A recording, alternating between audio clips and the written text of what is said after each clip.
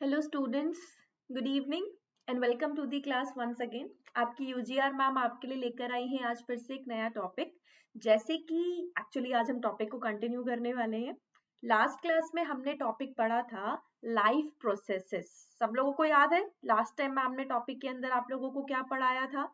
तो हम जो टॉपिक पढ़ रहे हैं वो है लाइफ प्रोसेसेस, और टॉपिक के अंदर हम बात कर रहे हैं अबाउट दी डिफरेंट प्रोसेसेस जो किसी लिविंग ऑर्गेनिज्म के अंदर ऑपरेट होते हैं। इन सब प्रोसेसेस की रिक्वायरमेंट क्या होती है? जैसे कि मैंने आपको लास्ट क्लास में बताया था कि लाइफ प्रोसेस क्या होता है, लिविंग ऑर्गेनिज्म के अंदर उसकी यूटिलिटी क्या होती है। इनके बिना हम जो कि लिविंग ऑर्गेनिजम्स हैं अर्थ पर सर्वाइव नहीं कर सकते हैं। हमने सारी बातें डिटेल में पढ़ी थी। साथ ही में लास्ट क्लास में मैंने आपको टॉपिक कंप्लीट करवाया था। मैंने इंट्रोडक्शन दिया था आपको लाइफ प्रोसेसेस के बारे में। साथ ही में मैंने आपको कंप्लीट करवा दिया थी लाइफ प्रोसेसेस के अंदर nutrition topic in the case of plants. तो लास्ट क्लास में हमने प्लांट्स के अंदर फोटोसिंथेसिस कैसे होता है, डिफरेंट फोटोसिंथेसिस के स्टेप्स कैसे होते हैं, हमने सारे टॉपिक को डिटेल में स्टडी किया था। होप आपको वो टॉपिक बहुत अच्छे से पसंद आया हो। अगर आपने अभी तक उस वीडियो को नहीं देखा है, लाइक नहीं किया है, तो please go and watch that video. Hope वो आपके लिए बेनिफिशियल हो। साथ ही मैं आज टॉपिक पढ़ाने वाली हूँ न्यूट्रिशन इन एनिमल्स। ठीक है, आप इस टॉपिक के लिए दूसरा जो टर्मिनोलॉजी यूज कर सकते हैं वो है डाइजेशन एंड एब्जॉर्प्शन। तो हम टॉपिक पढ़ने वाले हैं digestion and absorption in what, in living organisms और स्पेसिफिकली इन दी एनिमल्स। हम डाइजेशन एंड एब्जॉर्प्शन एनिमल्स के अंदर पढ़ने वाले हैं। टॉपिक रहने वाला है न्यूट्रिशन, जिसको मैंने डिटेल में आपको लास्ट क्लास में समझाया था। और ये टॉपिक पढ़ाने आपको आई है कौन? मेरा नाम आप सबको पता है, मैं आप सबकी यूजीआर मैम हूँ, उर्वशी गौर राठौर। मैं कोटा से बिलोंग करती हूँ। मैं बंसल क्लासेस कोटा के अंदर बायो की एचओडी भी हूँ। साथ ही साथ मैं यहाँ पर बच्चों को मैन अकेडमी पे भी पढ़ाती हूँ, तो मैन अकेडमी की फैकल्टी भी रह चुकी हूँ। तो ये सब कुछ मेरे बारे में डिटेल है। साथ ही के अंदर अगर बात की जाए यहाँ पर, तो हम टॉपिक को स्टार्ट करते हैं। इस टॉपिक के अंदर क्या डिटेल्स है, चलिए। जैसे कि मैंने आपको लास्ट क्लास में बताया था न्यूट्रिशन के बारे में कि न्यूट्रिशन क्या होता है। तो मैंने आपको बताया था कि न्यूट्रिशन एक प्रोसेस है जिस प्रोसेस के थ्रू ऑर्गेनिजम्स क्या कर पाते हैं, न्यूट्रिएंट्स को गेन कर पाते हैं। और न्यूट्रिएंट्स क्या होते हैं बच्चों, हमने लास्ट क्लास में उसके बारे में भी बात की थी कि न्यूट्रिएंट्स वो सब कुछ है जो कि क्या प्रोवाइड कर सकते हैं, एनर्जी। तो एनर्जी प्रोवाइडिंग मॉलिक्यूल्स और एनर्जी प्रोवाइडिंग सब्सटेंसेस को क्या कहा जाता है, न्यूट्रिएंट्स कहा जाता है, जिन्हें आप सिंपल लैंग्वेज के अंदर क्या बोल देते हो, आप इन्हें बोलते हो फूड। क्या टर्म दिया जाता है इनके लिए, फूड टर्म यूटिलाइज किया जाता है। न्यूट्रिशन एक प्रोसेस है जिससे आप न्यूट्रिएंट्स गेन करोगे या फूड गेन करोगे, वो सब कुछ जो बॉडी को क्या प्रोवाइड कर सके, एनर्जी प्रोवाइड कर सके। इसी बेसिस पर, मोड ऑफ न्यूट्रिशन के बेसिस पर, हमने लास्ट क्लास के अंदर दो तरह के ऑर्गेनिजम्स की बात की थी। एक जो नेचर के अंदर अपना फूड खुद से बना सकते हैं, मतलब जो ऑटोट्रॉफिक होते हैं, और दूसरे जो कि डिफरेंट ऑर्गेनिजम्स पे या अदर्स पर डिपेंड करते हैं अपने न्यूट्रिएंट्स के लिए, जिन्हें हेट्रोट्रॉप्स या हेट्रोट्रॉफिक ऑर्गेनिज्म कहा जाता है। Mode of nutrition autotrophic mode of nutrition, और यहाँ पर हो जाएगा heterotrophic mode of nutrition. Autotrophic mode of nutrition के अंदर हमने लास्ट क्लास में इसी के बारे में डिटेल में स्टडी की थी, about the green plants and some other organism जैसे कि बैक्टीरिया जो अपना फूड खुद से बना सकते हैं। हमने हेट्रोट्रॉप्स के बारे में आज डिटेल में बात करनी है। प्रीवियस क्लास में मैंने आपको डिफरेंट तरह के हेट्रोट्रॉपिक मोड ऑफ न्यूट्रिशन बता दिए थे। कौन कौन से बताए थे, फटाफट से रिकॉल कर दो।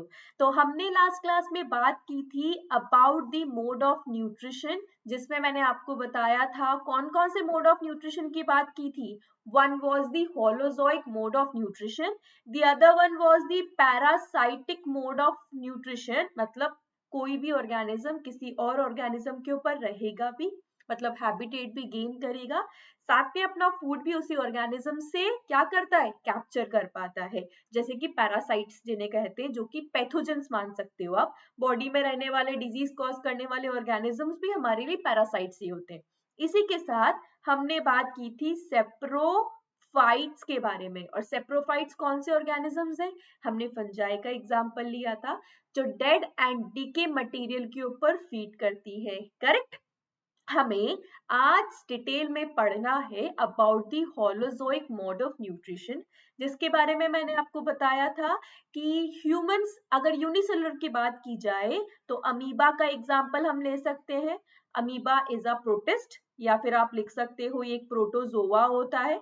ठीक है, प्रोटोजोआ, या फिर आप क्या वर्ड यूज कर सकते हो, बिलोंग्स टू विच किंगडम, किससे बिलोंग करता है? ये प्रोटिस्टा से बिलोंग करता है। ठीक है, तो हम अमीबा का एग्जांपल ले सकते हैं। मल्टी सेलुलर में we will be having the detail of the humans, कि ह्यूमंस के अंदर भी होलोजोइक मोड ऑफ न्यूट्रिशन मिलता है। जैसे मैंने आपको लास्ट क्लास में भी एक्सप्लेन किया था, होलोजोइक मोड ऑफ न्यूट्रिशन, इसका मतलब हम कंप्लीट फूड मटेरियल को बॉडी में इंटेक करेंगे एंड अल्टीमेटली बॉडी डिसाइड करेगी इस फूड मटेरियल से एनर्जी को गेन करना कैसे है। कंप्लीट सिस्टम जहां पर काम करने वाला है। अब सिंपल ऑर्गेनिज्म में अमीबा जैसे, तो सिंगल सेल के अंदर ही सारा का सारा जो प्रोसेस है वो वहां पे कंप्लीट हो जाएगा। जबकि ह्यूमंस की बात करें तो थोड़ा सा कॉम्प्लेक्स प्रोसेस रहने वाला है। चलिए तो शुरू किया जाए, हमें इसी को डिटेल में पढ़ना है। तो will start with the today start topic holozoic nutrition. मैंने आपको अभी बताया होलोजोइक न्यूट्रिशन क्या होता है, कंप्लीट इनटेक ऑफ फूड। तो कंप्लीट इनटेक हम यहाँ पर फूड का करेंगे and then the body will be deciding कि उस फूड के साथ, उस एनर्जी प्रोवाइडिंग सब्सटेंस के साथ, न्यूट्रिएंट्स के साथ क्या करना है। तो complete nutrients will be intaken by the body. It consist of some steps. तो होलोजोइक मोड ऑफ न्यूट्रिशन के कुछ स्टेप्स होते हैं। ठीक है, तो उन स्टेप्स को पढ़ते हैं। पहला स्टेप जो होता है वो है ingestion. What that ingestion means, ingestion के लिए आप वन वर्ड यूज कर सकते हो, मैं एक एक वर्ड भी लिखती चलती हूँ। दैट इज इनटेक, पहला वर्ड। तो होलोजोइक मोड ऑफ न्यूट्रिशन के अंदर पहला स्टेप क्या हुआ, ingestion, intake of the food. तो इनटेक ऑफ फूड किया जाएगा। हमारी बात करें तो फूड का इनटेक किसके थ्रू होता है, माउथ के थ्रू होता है। बट अमीबा के पास तो माउथ नहीं होता, तो जो इनटेक होगा फूड का वो उसकी जनरल बॉडी सरफेस से होगा। डोंट वरी, सबसे पहले हम अमीबा को ही डिटेल में पढ़ने वाले। चलिए, सो पहला स्टेप है ingestion, that is the intake of the food. Food को इनटेक किया जाएगा। Then second step, digestion. अगर आपसे कोई पूछे डाइजेशन को सिंगल वर्ड के अंदर डिफाइन कर दीजिए, तो आपको टर्म यूज करना है just one term, that is break down. तो डाइजेशन का मतलब होता है फूड का ब्रेक डाउन। बॉडी के अंदर जो ब्रेक डाउन होता है वो दो तरह से हो सकता है। वेरी इंपॉर्टेंट, आपको इसको स्टार मार्क करना है कि बॉडी के अंदर मैकेनिकल ब्रेक डाउन भी होता है। मतलब कुछ जो ऑर्गन्स है, कुछ जो स्ट्रक्चर्स हैं बॉडी के अंदर, ऑर्गन्स भी वर्ड ना यूज करें हम तो चलेगा, क्योंकि अमीबा के केस में we will not be using the word organ. तो हम वहां पे यूज कर सकते हैं कोई भी स्ट्रक्चर जो बॉडी में मौजूद है, वो क्या कर रहा है, फिजिकली वहां पर सब्सटेंसेस को ब्रेक करने का काम कर रहा है। Second, chemical breakdown. तो हमारी बॉडी के अंदर हम पढ़ेंगे ग्लैंड्स मौजूद होते हैं, वो स्पेशलाइज्ड ऑर्गन जो किसी मटेरियल का सिक्रीशन करेंगे। तो वो क्या करेंगे बॉडी के लिए, उस फूड का केमिकल ब्रेकडाउन, मतलब ऐसे एंजाइम्स रिलीज किए जाएंगे जिनका काम होगा फूड को ब्रेक करना, कॉम्प्लेक्स मटेरियल को थोड़ा सिंपल मटेरियल के अंदर क्या करना, वहां पर चेंज कर देना। ओके, चलिए तीसरी यहाँ पर बात की जाए तो तीसरा प्रोसेस होगा एब्जॉर्प्शन। क्या प्रोसेस हुआ तीसरा, absorption. What is absorption, absorption का मतलब होता है कि वो जो हमारे पास सिंपल मॉलिक्यूल्स गेन हुए, वो सब कुछ मटेरियल जो यहाँ से गेन किया गया, बॉडी ने क्या किया, उसको बॉडी ने उसको ब्रेक किया, उसका ब्रेक डाउन किया, इन्हें किया जाएगा एब्जॉर्ब। तो यहाँ पर एब्जॉर्ब के लिए हम सिंगल टर्म, मैं कलर यूज कर लेती हूँ दूसरा, इसके लिए हम सिंगल टर्म दे सकते हैं, that is the gain. gain of what, gain of the important materials, gain of all those which is the digestive product। तो digestive products जो भी बनेंगे उन्हें क्या किया जाएगा, उन्हें ट्रांसफर किया जाएगा जीआई ट्रैक्ट से। जीआई ट्रैक्ट का मतलब क्या हुआ, गैस्ट्रो इंटेस्टाइनल ट्रैक्ट से हमारे ब्लड और लिम्फ के पास। ठीक है, हम हमारे के लिए एक एग्जांपल ले सकते हैं। तो हमने सबसे पहले क्या किया, फूड को ब्रेक किया, ठीक है। अब यहाँ पर तो सबसे पहले तो इंटेक किया था, इंटेक करने के बाद हमने उसे ब्रेक किया, हमने मतलब हमारी बॉडी के स्ट्रक्चर्स ने उसको ब्रेक किया, मैकेनिकल एंड केमिकल दोनों ब्रेक डाउन। देन उसका एब्जॉर्प्शन किया गया, एक स्पेसिफिक ऑर्गन के बारे में, स्ट्रक्चर के बारे में हम बात करेंगे, जो कि क्या है, एब्जॉर्प्शन करता है, गेन किया जाता है न्यूट्रिएंट्स का। देन चौथा प्रोसेस यहाँ पर एक एक्स्ट्रा प्रोसेस हम यहाँ पर ऐड कर सकते हैं, the fourth process, that is assimilation. क्या यूज कर सकते हैं हम term, assimilation. What is assimilation?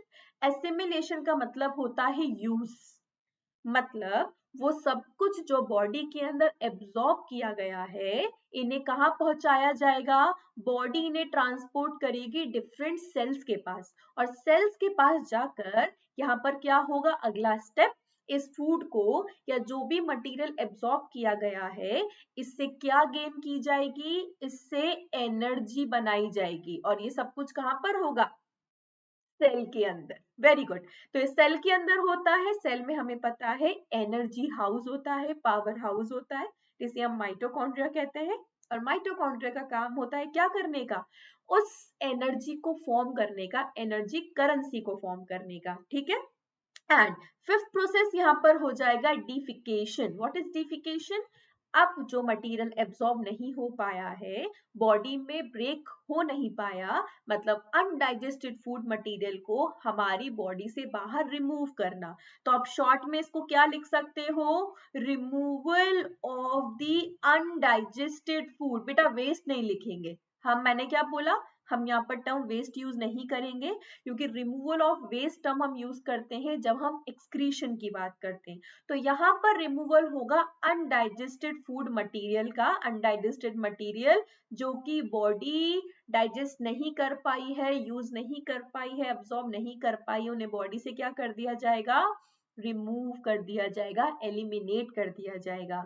M I clear? तो हमें ये प्रोसेसेस ही क्या करने हैं, डिटेल में पढ़ने हैं। मैंने आपको एग्जाम्पल बताया कि ये जो हेलोजोइक मोड ऑफ न्यूट्रिशन है, इसके लिए एग्जाम्पल हम क्या पढ़ सकते हैं, पहला amoeba, and then we will be having the other example, that is the humans. तो यहीं से हम इसको स्टार्ट करते हैं। सबसे पहले न्यूट्रिशन इन एनिमल्स के अंदर हम किसका एग्जाम्पल लेने वाले हैं, nutrition in amoeba. Okay, so amoeba के बारे में कुछ स्पेसिफिक पॉइंट्स यहाँ से स्टडी किए जाएं कि अमीबा क्या है। मैंने आपको अभी बताया था कुछ कुछ पॉइंट्स के बारे में। एक यूनिसेलुलर एनिमल है जो वाटर में मिलता है। और डिटेल आप लिखना चाहे अमीबा के बारे में तो मैंने आपको बता दिया था कि ये प्रोटिस्टा किंगडम से बिलोंग करता है, and the are the animal like protista, जिन्हें क्या बोला जाता है, प्रोटोजोआ कहा जाता है। Am I clear? Okay, and amoeba causes diseases also, जैसे अमीबाइसिस जिसे बोला जाता है, डाइसेंट्री। तो different type of diseases are also caused by amoeba. मैं जब आपको ह्यूमन हेल्थ और ऐसे कुछ टॉपिक्स के बारे में बताऊंगी तो वहां पर हम इन्हें स्टडी करेंगे। चलिए, सो अमीबा यूनिसेलुलर है, इसके पास सिंगल सेल मौजूद है। तो ये फूड को इनटेक कैसे कर पाता है, bye the help of the body surface, जहां पर स्पेसिफिक फिंगर लाइक प्रोजेक्शन का फॉर्मेशन होता है, जिन्हें सूडोपोडिया कहा जाता है। What is pseudopodia? सूडो का मतलब होता है फॉल्स। मैम ने क्या बोला, pseudo means false and podia means feet. तो फॉल्स फीट का फॉर्मेशन ये फूड को कैप्चर करने के लिए क्या करता है, फॉल्स फीट्स का यूज करता है, अपनी बॉडी से बाहर की सरफेस से स्ट्रक्चर्स का फॉर्मेशन करता है। इसीलिए इन स्ट्रक्चर्स को सूडोपोडिया मीन्स फॉल्स फीट कहा जाता है। और फूड को इनटेक करके क्या किया जाएगा, हमारे पास यहाँ पर जो लिखा हुआ है वो क्या है कि अमीबा के पास मौजूद होता है फूड वैक्यूल। तो वो क्या करेगा, सेम स्टेप्स, सबसे पहले इंजेक्शन ऑफ फूड, फूड का इंजेक्शन, पहला स्टेप क्या होगा, फूड पार्टिकल को क्या किया जाएगा, इंजेस्ट किया जाएगा, इनटेक किया जाएगा सूडोपोडिया की हेल्प से। पहला पॉइंट ये। सेकंड पॉइंट, यहाँ पर इस सूडोपोडिया से हमने फूड को इनटेक कर लिया, इसने इनटेक कर लिया, और इनटेक करने के बाद वहां पर क्या किया जाएगा, उसको ब्रेक किया जाएगा। तो सेकंड स्टेप यहाँ पर क्या हो जाएगा, second step will be digestion, means break down of food. और फूड को ब्रेक करने के बाद यहाँ पर फूड को क्या कर लिया जाएगा, फूड को सबसे पहले यहाँ पर स्टोर किया जाता है, किसके अंदर, फूड वैक्यूल के अंदर। What is vacuole? प्लांट्स के पास स्ट्रक्चर मिलता है वैक्यूल, जिसका काम होता है ऑस्मोलैरिटी मेंटेन करने का, जिसका काम होता है वहां पर क्या करने का, यूं कह सकते हो आप मटेरियल को, जो सेल सैप होता है उसे स्टोर करने का। यहाँ पर फूड वैक्यूल टर्म दे दिया, तो ये फूड वैक्यूल यहाँ पे क्या करेगा, फूड को स्टोर करने का काम करेगा। और जब फूड का यूज करना हो, जब उसकी यूटिलिटी वहां पे करनी हो, तो क्या होगा, फूड को किया जाएगा डाइजेस्ट, और डाइजेस्ट करने के बाद उसे एब्जॉर्ब कर कर असिमिलेट किया जाएगा, मतलब यूटिलाइज किया जाएगा, ठीक है। और वो सब कुछ जो यहाँ पर यूटिलाइज नहीं हो पाया है, उन्हें बॉडी से क्या कर दिया जाएगा, बाहर रिमूव। रिमूव का मतलब क्या हो गया, रिमूव का मतलब हो गया है इजेशन। तो यहां से किया जाएगा इजेशन, और इजेशन के लिए मतलब अनडाइजेस्टेड वेस्ट को बॉडी से रिमूव करने के लिए मौजूद होता है एक स्पेसिफिक स्ट्रक्चर, जिसका नाम है कॉन्ट्रेक्टाइल वैक्यूल। क्या कहा जाता है उसे, कॉन्ट्रेक्टाइल वैक्यूल कहा जाता है। सूडोपोडिया की मदद से फूड का इंजेक्शन हुआ, फूड को स्टोर कर दिया गया फूड वैक्यूल में, और स्टोर करने के बाद जब उसे यूज करना था तो डाइजेशन किया गया, मतलब ब्रेक डाउन किया गया, एब्जॉर्ब किया गया, असिमिलेट किया गया, ठीक है। That is gain and utilise of the food, and ultimately जो अनडाइजेस्टेड वेस्ट था उसको बॉडी के बाहर रिमूव कर दिया गया by the help of contractile vacuole. अब ये कॉन्ट्रेक्टाइल वैक्यूल कैसे काम करता है, अमीबा पानी में रहता है, और जैसे ही यहाँ पर बहुत ज्यादा यू कह सकते कंसंट्रेटेड मटेरियल यहाँ पर क्या कर दिया जाए, वैक्यूल में स्टोर कर दिया जाए, तो बाहर से पानी एंटर होना शुरू हो जाता है, जिससे आप कहोगे endosmosis. And when by the process of endosmosis contractile vacuole में पानी एंटर करता है और वो स्वेल कर जाएगा, तो वो बर्स्ट कर जाएगा, और जब वो बर्स्ट करता है तो सारा का सारा जो अनडाइजेस्टेड वेस्ट है वो वाटर के अंदर क्या कर दिया जाता है, रिमूव कर दिया जाता है। This is the way how which the contractile vacuole functions. समझ में आया। तो ये हमने बात की कि न्यूट्रिशन इन अमीबा कैसे परफॉर्म हो पाता है। चलिए इसको और देख सकते हो आप यहाँ पे, जैसे मैंने आपको बताया था, फूड पार्टिकल को यहाँ पर सूडोपोडिया की मदद से इनगल्फ किया गया, फूड वैक्यूल के अंदर स्टोर किया गया, और अल्टीमेटली यहाँ पर आगे चल के उसे क्या कर लिया जाएगा, डाइजेस्ट कर लिया जाएगा। डाइजेशन के बाद there will be absorption and assimilation, ultimately contractile vacuole की मदद से वेस्ट मटेरियल को बाहर इजेक्ट कर दिया जाएगा। ओके तो सेकेंड हमें यहाँ पर पढ़ना है जो हमारा मेन टॉपिक है, that is nutrition in human beings कैसे होता है। ह्यूमन बींग्स की बात की जाए तो nutrition takes place in the what, digestive system. Humans के पास क्या मौजूद होता है, humans have the digestive system, digestive system मौजूद होता है। और जब डाइजेस्टिव सिस्टम की बात की जाए, मतलब जहां पर ये पूरा का पूरा न्यूट्रिशन वाला प्रोसेस होने वाला है ह्यूमंस के अंदर, तो digestive system consist of two main parts. कौन कौन से पार्ट्स, तो पहला पार्ट हो जाता है द स्ट्रक्चर, मतलब एलिमेंट्री कैनाल, तो complete alimentary canal is there. और दूसरा यहाँ पर हो जाता है एसेसरी ग्लैंड्स, एसोसिएट ग्लैंड्स, या फिर आप डाइजेस्टिव ग्लैंड्स, जो चाहो टर्म वो यहाँ पर यूटिलाइज कर सकते हो। तो एसेसरी ग्लैंड बोल सकते हैं हम इन्हें, क्या बोल सकते हैं दूसरा टर्म, डाइजेस्टिव ग्लैंड्स भी बोला जा सकता है। Am I clear. चलिए तो एलिमेंट्री कैनाल की बात की जाए तो एलिमेंट्री कैनाल शुरू कहाँ से होती है, it starts from the mouth and it ends to the anus. तो कंप्लीट एलिमेंट्री कैनाल पढ़नी है हमें, कहां से शुरू कर कर, माउथ से शुरू कर कर कहां तक जाएगी, एनस तक जाएगी। और बॉडी में कुछ हमारे पास मौजूद है क्या, डाइजेस्टिव ग्लैंड्स, जैसे कि salivary gland, gastric gland, pancreas and intestinal gland. तो मैं आपके लिए पढ़ देती हूँ। मैंने अभी आपको क्या बताया कि ह्यूमन बींग्स के अंदर digestion takes place in the digestive system. कहां पर होता है, डाइजेस्टिव सिस्टम में, जिससे consist of the alimentary canal and the glands. Glands क्या करेंगे, मैंने आपको बताया था कि ह्यूमन जो डाइजेशन है वो कैसे हो रहा है, प्रोसेस कैसे चल रहा है, यहाँ पे मैकेनिकल भी होता है और केमिकल भी होता है।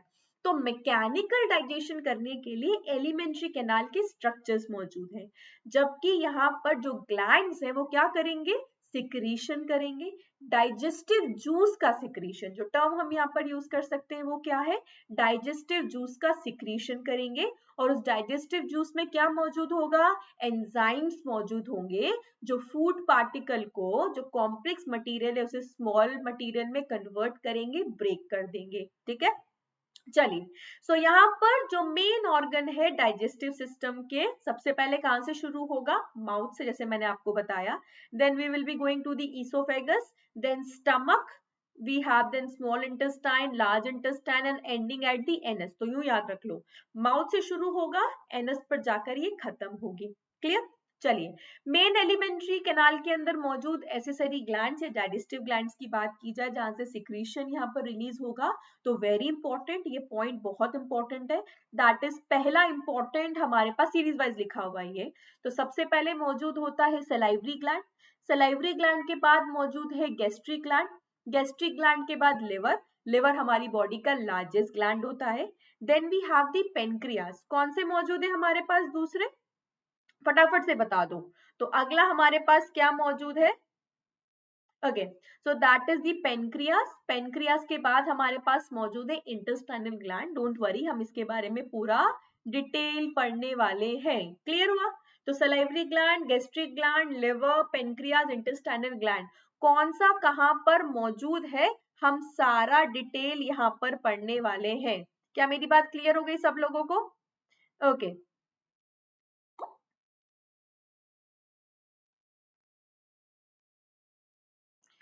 चलिए, सो इसको आगे हम कंटिन्यू करते हैं। जैसे मैंने आपको बताया, सबसे पहले हमें पढ़ना है किसके बारे में, डाइजेस्टिव सिस्टम के बारे में, कि डाइजेस्टिव सिस्टम क्या है और डाइजेस्टिव सिस्टम कहाँ से शुरू होता है और कहाँ पर एंड करता है। ठीक है, ये आ गया आपका डाइजेस्टिव सिस्टम। तो एक एक करके सबको मार्क करते हुए चलेंगे हम। तो सबसे पहला पॉइंट यहाँ पे याद रखना है, हम मैमल्स की बात कर रहे हैं, मतलब हम किसकी बात कर रहे हैं बच्चों, we are talking about the digestive system in the case of humans. तो ह्यूमंस की केस की बात की जाए, मैमिलियन डाइजेस्टिव सिस्टम की बात की जाए, तो कंसिस्ट ऑफ व्हाट, पहला elementary canal and the second one will be the accessory gland, जैसे मैंने आपको अभी एक्सप्लेन किया। एलिमेंट्री कैनाल कहां से शुरू होगी, starts from the mouth and will be ending to the anus, ये याद रखना है। बट इसका मतलब ये नहीं है कि बीच के स्ट्रक्चर यहाँ पर बिल्कुल इंपॉर्टेंट नहीं है, ऐसा बिल्कुल नहीं है। एक्चुअली बीच के स्ट्रक्चर ज्यादा इंपॉर्टेंट है। माउथ के थ्रू तो फूड को इनटेक किया जाएगा, एनस के थ्रू अनडाइजेस्टेड मटेरियल को रिमूव किया जाएगा। जो मेन प्रोसेस है दैट इज डाइजेशन का, वो कहाँ होने वाला है, पूरा सेंट्रल पार्ट के अंदर, सही है ना।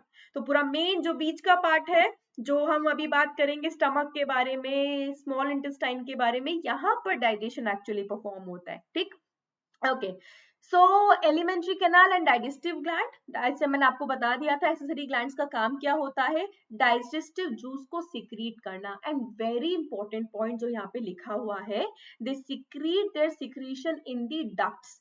तो आगे चलकर मैं आपको कभी ये टॉपिक पढ़ाऊंगी about the endocrine and exocrine glands, जो जिन ग्लैंड्स की हम यहाँ बात करने वाले हैं, जो डाइजेशन के अंदर पार्टिसिपेट करते हैं, जो डाइजेस्टिव ग्लैंड्स भी जिन्हें आप कह रहे हो यहाँ पे, ये नेचर के अंदर कैसे होते हैं, these are exocrine in nature. Very important, यहाँ लिख सकते हो, ये सारे के सारे कैसे हैं, डक्ट वाले ग्लैंड होते हैं, अपना सिक्रीशन स्पेसिफिक डक्ट में रिलीज करते हैं, इन्हें एक्सोक्राइन कहा जाता है। जैसे सलाइवरी ग्लैंड की बात करें हम यहाँ पर, ठीक है, लिवर की बात करें हम यहाँ पर, ठीक है।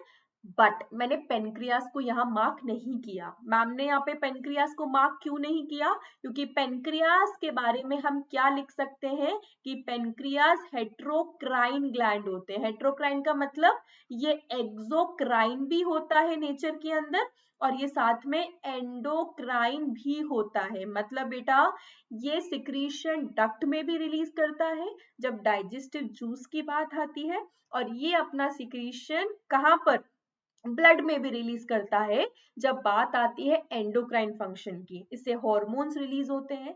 तो और बताती हूँ मैं एग्जांपल आपको, पिट्यूटरी, कभी नाम सुना होगा आपने, पढ़ा भी होगा कहीं बच्चों ने। Pituitary is the master gland of the body, 8th class में हम टॉपिक पढ़ते हैं। तो जो पिट्यूटरी है वो कैसा ग्लैंड है, वो एंडोक्राइन है नेचर के अंदर। और बात की जाए थायराइड ग्लैंड होता है, थाइमस होता है, ये सारे के सारे नेचर में एंडोक्राइन होते हैं। जबकि जो सिक्रीशन डक्ट में रिलीज करें वो कैसे होते हैं, एक्सोक्राइन। ठीक है, तो एंडोक्राइन को आप दूसरा टर्म लिख सकते हो यहाँ पर, ये नेचर में कैसे होते हैं, डक्ट लेस ग्लैंड्स होते हैं। ठीक है, ओके बाकी सेलेवरी ग्लैंड, लिवर की बात की जाए, gall bladder is also there. Gall bladder specific तो क्या सिक्रीशन करता है, यहाँ पर बाइल का टेम्परेरी स्टोरेज होता है, हम इसको भी डिटेल में पढ़ेंगे। ठीक है, चलो यहाँ पर और स्ट्रक्चर्स भी इसी के साथ देख लेते हैं हम। तो will start from the mouth. Mouth के बाद पूरी ओपनिंग होगी जिसे ओरल कैविटी कहा जाता है, या बकल कैविटी या ब्यूकोफेराइंगल कैविटी टर्म दिया जाता है। वहीं पर एक कॉमन ओपनिंग मौजूद है, दैट इज फेरिंक्स, जो एक तरफ तो ओपन हो रही है, कहां पर, हमारे फूड पाइप के अंदर। फूड पाइप का टेक्निकल टर्म या टेक्निकल नेम क्या है, दैट इज ईसोफेगस। और दूसरी तरफ ओपन होती है कहां पर, विंड पाइप की तरफ, जिसे क्या कहा जाता है, ट्रैकिया कहा जाता है। ठीक है, ईसोफेगस से आगे बढ़ते हुए pharynx is a common opening. Then हमें फूड पाइप की बात करनी, हम फूड के बारे में डिस्कस करें, डाइजेस्टिव सिस्टम के बारे में डिस्कस करते, तो we will be going towards the food pipe. जब रेस्पिरेशन पढ़ेंगे तो ट्रैकिया के बारे में, मतलब विंड पाइप के बारे में बात करेंगे। इधर चलते हैं, ईसोफेगस से हम किधर जाएंगे, स्टमक की तरफ। तो सेकंड स्ट्रक्चर हम यहाँ पे इसको फर्स्ट मार्क कर लेते हैं, इसे सेकंड मार्क कर लेते हैं, और आगे हम मार्क करेंगे थर्ड। ठीक है, स्टमक।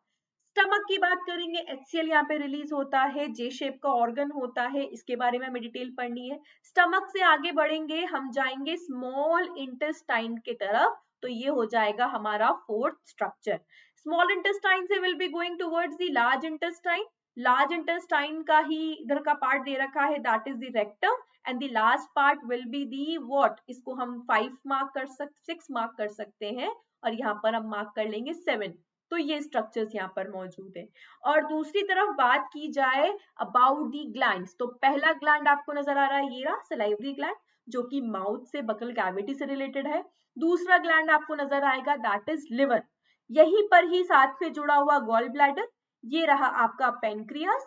पेनक्रियास के बाद हमारे पास कुछ ग्लैंड, कुछ स्ट्रक्चर्स मौजूद है। एक मिलेगा आपको स्टमक में, that is the gastric gland, और एक मिलेगा हमें स्मॉल इंटेस्टाइन में, that is the intestinal gland. हमें इनके बारे में भी डिटेल पढ़नी है। अभी तक समझ में आ रहा है, होप आप लोगों को समझ में आ रहा हो। आगे चलते हैं और डिटेल पढ़ते हैं। तो हम बात कर रहे हैं कंप्लीट गैस्ट्रो इंटेस्टाइनल ट्रैक्ट के बारे में, जिसको आप शॉर्ट में क्या बोल सकते हो, शॉर्ट में एलिमेंट्री कैनाल नहीं बोल सकते हो, शॉर्ट में बोलोगे GI ट्रैक्ट। ये इसके किसका दूसरा नाम है, बिल्कुल सही, ये एलिमेंट्री कैनाल का दूसरा नाम यहाँ पे गिवन है। ठीक है, ये पूरी की पूरी भैया जी में नजर आ रही है, कैसे नजर आ रही है भैया जी के अंदर, अभी बताते हैं आपको। इधर तो सबसे पहला पार्ट है हमारे पास माउथ। अभी मैंने आपको स्ट्रक्चर के बारे में बताया, यहाँ पर दे रखा है कंप्लीट प्रोसेस, कि कैसे, मैं एक ओवरव्यू दे देती हूँ, फिर हमें डिटेल में भी पढ़ना है। तो मैंने आपको स्ट्रक्चर बताया कि फूड का इंजेक्शन, फूड को इंटेक किया जाएगा माउथ से। क्लियर, माउथ के पास ही क्या मौजूद होंगे, टीथ मौजूद होंगे, टंग मौजूद होंगे, जो फूड का क्या करेंगे, यहाँ पे मैकेनिकल ब्रेकडाउन करेंगे।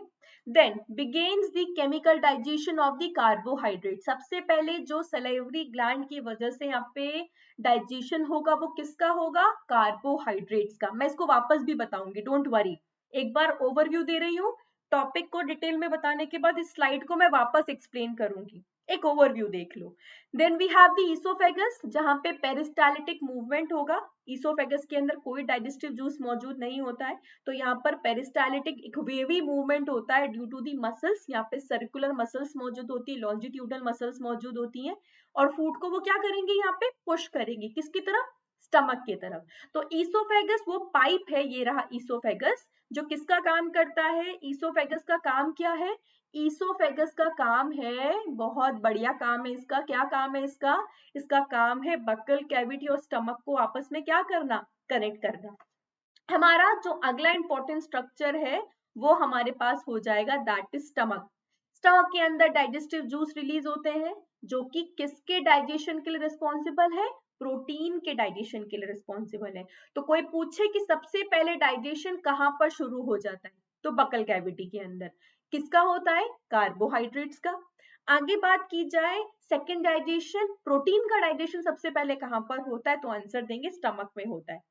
चौथा हम यहाँ पे स्ट्रक्चर की बात करेंगे, स्मॉल इंटेस्टाइन, जो डाइजेशन, कंप्लीट डाइजेशन की साइट भी होती है और साथ ही साथ मेन साइट फॉर एब्जॉर्प्शन भी होती है। क्या क्लियर हुआ? Okay, so it is the main site for the food and water absorption. और पांचवा but last but not the least, large intestine, जहां पर इजेक्शन, जिसके थ्रू बॉडी से अनडाइजेस्टेड वेस्ट को क्या किया जाएगा, इजेक्ट आउट किया जाएगा, रिमूव किया जाएगा। साथ ही साथ यहाँ पर एब्जॉर्प्शन किया जाएगा वाटर और मिनरल का, ताकि क्या हो, बहुत ज्यादा वाटर का बॉडी से लॉस ना हो जाए, मिनरल का लॉस ना हो जाए। क्लियर हुआ? इसे अभी हम वापस से पढ़ेंगे जब हम स्ट्रक्चर को एक बार डिटेल में पढ़ लेंगे। चलिए, साथ ही साथ मैंने आपको क्या बताया, एसेसरी ऑर्गन्स के बारे में। तो इससे पहले हमने बात की एलिमेंट्री कैनाल के बारे में, कौन कौन से स्ट्रक्चर वहां पर मेनली रिस्पॉन्सिबल है काम करने के लिए। दूसरा हमारे पास मौजूद है एसेसरी ग्लैंड्स। पहला accessory gland is the salivary gland, जो सलाइवा सिक्रीट करेगा। ये फ्लो है, सिंपल फ्लो चार्ट है, जो पूरा टॉपिक एक बार में आपको ओवरव्यू दे देगा, क्लियर कर देगा। समरी मैं उल्टा पढ़ाती हूँ, पहले मैं कंप्लीट समरी दे देती हूँ कि क्या क्या पढ़ाने वाली हूँ, उसके बाद we will be going the detail. मैं आखिरी में समरी नहीं लेने वाली। Okay, so it secrete the saliva which contains the enzyme. कौन सा एंजाइम मौजूद होता है? सलाइवरी अमाइलेज, जो कार्बोहाइड्रेट पे काम करता है। किस पर काम करता है? एंजाइम का नाम मैम ने क्या बताया? सलाइवरी अमाइलेज, जिसे टाइलिन भी कहा जाता है। तो सलाइवरी अमाइलेज किसको ब्रेक करेगा? कार्बोहाइड्रेट को ब्रेक करेगा। दूसरा है हमारे पास largest gland, that is liver, जो बाइल सिक्रीट करता है, जो फैट का क्या करता है? डाइजेशन नहीं करता, इमल्सिफिकेशन करता है। There is difference between digestion and emulsification, ma'am आपको ये बात समझाएंगी। तीसरा है हमारे पास पेनक्रियास, जो कि कहां पर मौजूद है? बिहाइंड द स्टमक, जिनका काम होता है क्या करना? डाइजेस्टिव एंजाइम्स को प्रोड्यूस करना, बाइकार्बोनेट आयंस को प्रोड्यूस करना, और इनको सबको रिलीज कहां पे करना? रिलीज लिवर का और पेनक्रियास दोनों का सिक्रीशन कहां पर पहुंचता है? दोनों का सिक्रीशन जाता है स्मॉल इंटेस्टाइन के अंदर। तो ये अपना सिक्रीशन कहां पर रिलीज करते हैं? डक्ट के थ्रू रिलीज करेंगे, याद रखेंगे, डक्ट के थ्रू। कॉमन डक्ट यहां से निकलती है और कहा जाएगा? स्मॉल इंटेस्टाइन के अंदर। क्लियर? चलो आगे चलते हैं हम यहाँ पे। तो यहाँ पर शुरू करते हैं बाय दी स्ट्रक्चर। मैं आपको यहाँ पे शुरू करवाने वाली हूँ या शुरू करवा ही रही हूँ, दैट इज एलिमेंट्री कैनाल। कि एलिमेंट्री कैनाल क्या होता है। ठीक, सो एलिमेंट्री कैनाल के बारे में मैंने आपको बोला, हम कहाँ से शुरू कर रहे हैं? माउथ से शुरू कर रहे हैं, है ना। माउथ का मतलब, माउथ का मतलब हो गया है ओपनिंग। सबसे सिंपल सी चीज है, माउथ के पास क्या हो गई है? Opening. Mouth is an opening, and opening के पास क्या मौजूद होता है? Lips are there. हमारे इस ओपनिंग पे ऊपर और नीचे क्या मौजूद है? लिप्स। कौन से lips? Upper lips and the lower lip is there. Clear हुआ? So movable structure is there, mouth is an movable structure, upper lip and lower lip is there. Okay, नीचे हमारे पास क्या मौजूद है? यहाँ पे अंदर पूरा मौजूद है जॉ लाइनिंग, तो हमारा पूरा जॉ है, और अंदर यहाँ की जो स्पेस हो जाएगी उसे हम क्या कहेंगे? The complete space inside is known as the oral cavity. क्या कहलाएगी अंदर की स्पेस? ओरल कैविटी कहलाएगी। ये रही, ये मार्किंग हो रही है, अंदर का पूरा स्पेस क्या कहलाता है? ओरल कैविटी कहा जाता है। ये ओरल कैविटी के बारे में ही हमें क्या शुरू करनी है? डिटेल शुरू करनी है। तो माउथ के थ्रू क्या होता है? माउथ के थ्रू फूड को क्या किया जाता है? इनटेक किया जाता है, मतलब माउथ के थ्रू फूड का क्या होगा? इंजेशन होगा। तो पहला स्टेप क्या हुआ? इंजेशन किसके थ्रू होता है? माउथ के थ्रू होता है। ठीक है, आगे चलो। तो व्हाट इज ओरल कैविटी? जैसे मैंने आपको बताया कि माउथ कहां पर जो ओपनिंग है वो किधर की तरफ ओपन होगी? एक स्पेस के अंदर। कैविटी क्या है? एक स्पेस है, उस स्पेस के अंदर ओपन हो रही है। इसे क्या कहा जा रहा है? ओरल कैविटी कहा जा रहा है। और इस ओरल कैविटी के अंदर क्या मौजूद है? ये रही हमारी पूरी ओरल कैविटी। ओके, सो इस ओरल कैविटी में हमारे पास मौजूद है दो इंपॉर्टेंट स्ट्रक्चर। पहला है हमारे पास टीथ, जो करेंगे mechanical break down of food, और दूसरा हमारे पास मौजूद है मस्कुलर टंग, जिसकी वजह से हम बोल पा रहे हैं, जिसकी वजह से हमें फूड का टेस्ट आ पाता है। Am I clear to you all? तो याद क्या रखना है कि ये हुआ हमारा माउथ, माउथ के अंदर पूरे स्पेस को क्या कहा जाएगा? ओरल कैविटी कहा जाता है, जिसके अंदर मौजूद है टीथ एंड मस्कुलर टंग। इसके अलावा यहाँ पर जो स्ट्रक्चर मौजूद है that is the hard palate and soft palette. आगे का स्ट्रक्चर है hard palette, the roof of the oral cavity. क्या कहोगे इसको, क्या है ये? The roof of the oral cavity. तो ये जो रूफ होती है, ये स्ट्रक्चर जो होता है उसे क्या कहा जाता है? Hard palate. पीछे की तरफ क्या मौजूद होती है? Soft palate is there. Okay, चलिए, सो यहाँ पर हमारे पास मौजूद है दी रूफ, ओरल कैविटी के अंदर hard palate and soft palate is there, साथ ही साथ वहां पे teeth and muscular tongue is there. सबसे पहले बात कर लेते हैं टंग के बारे में।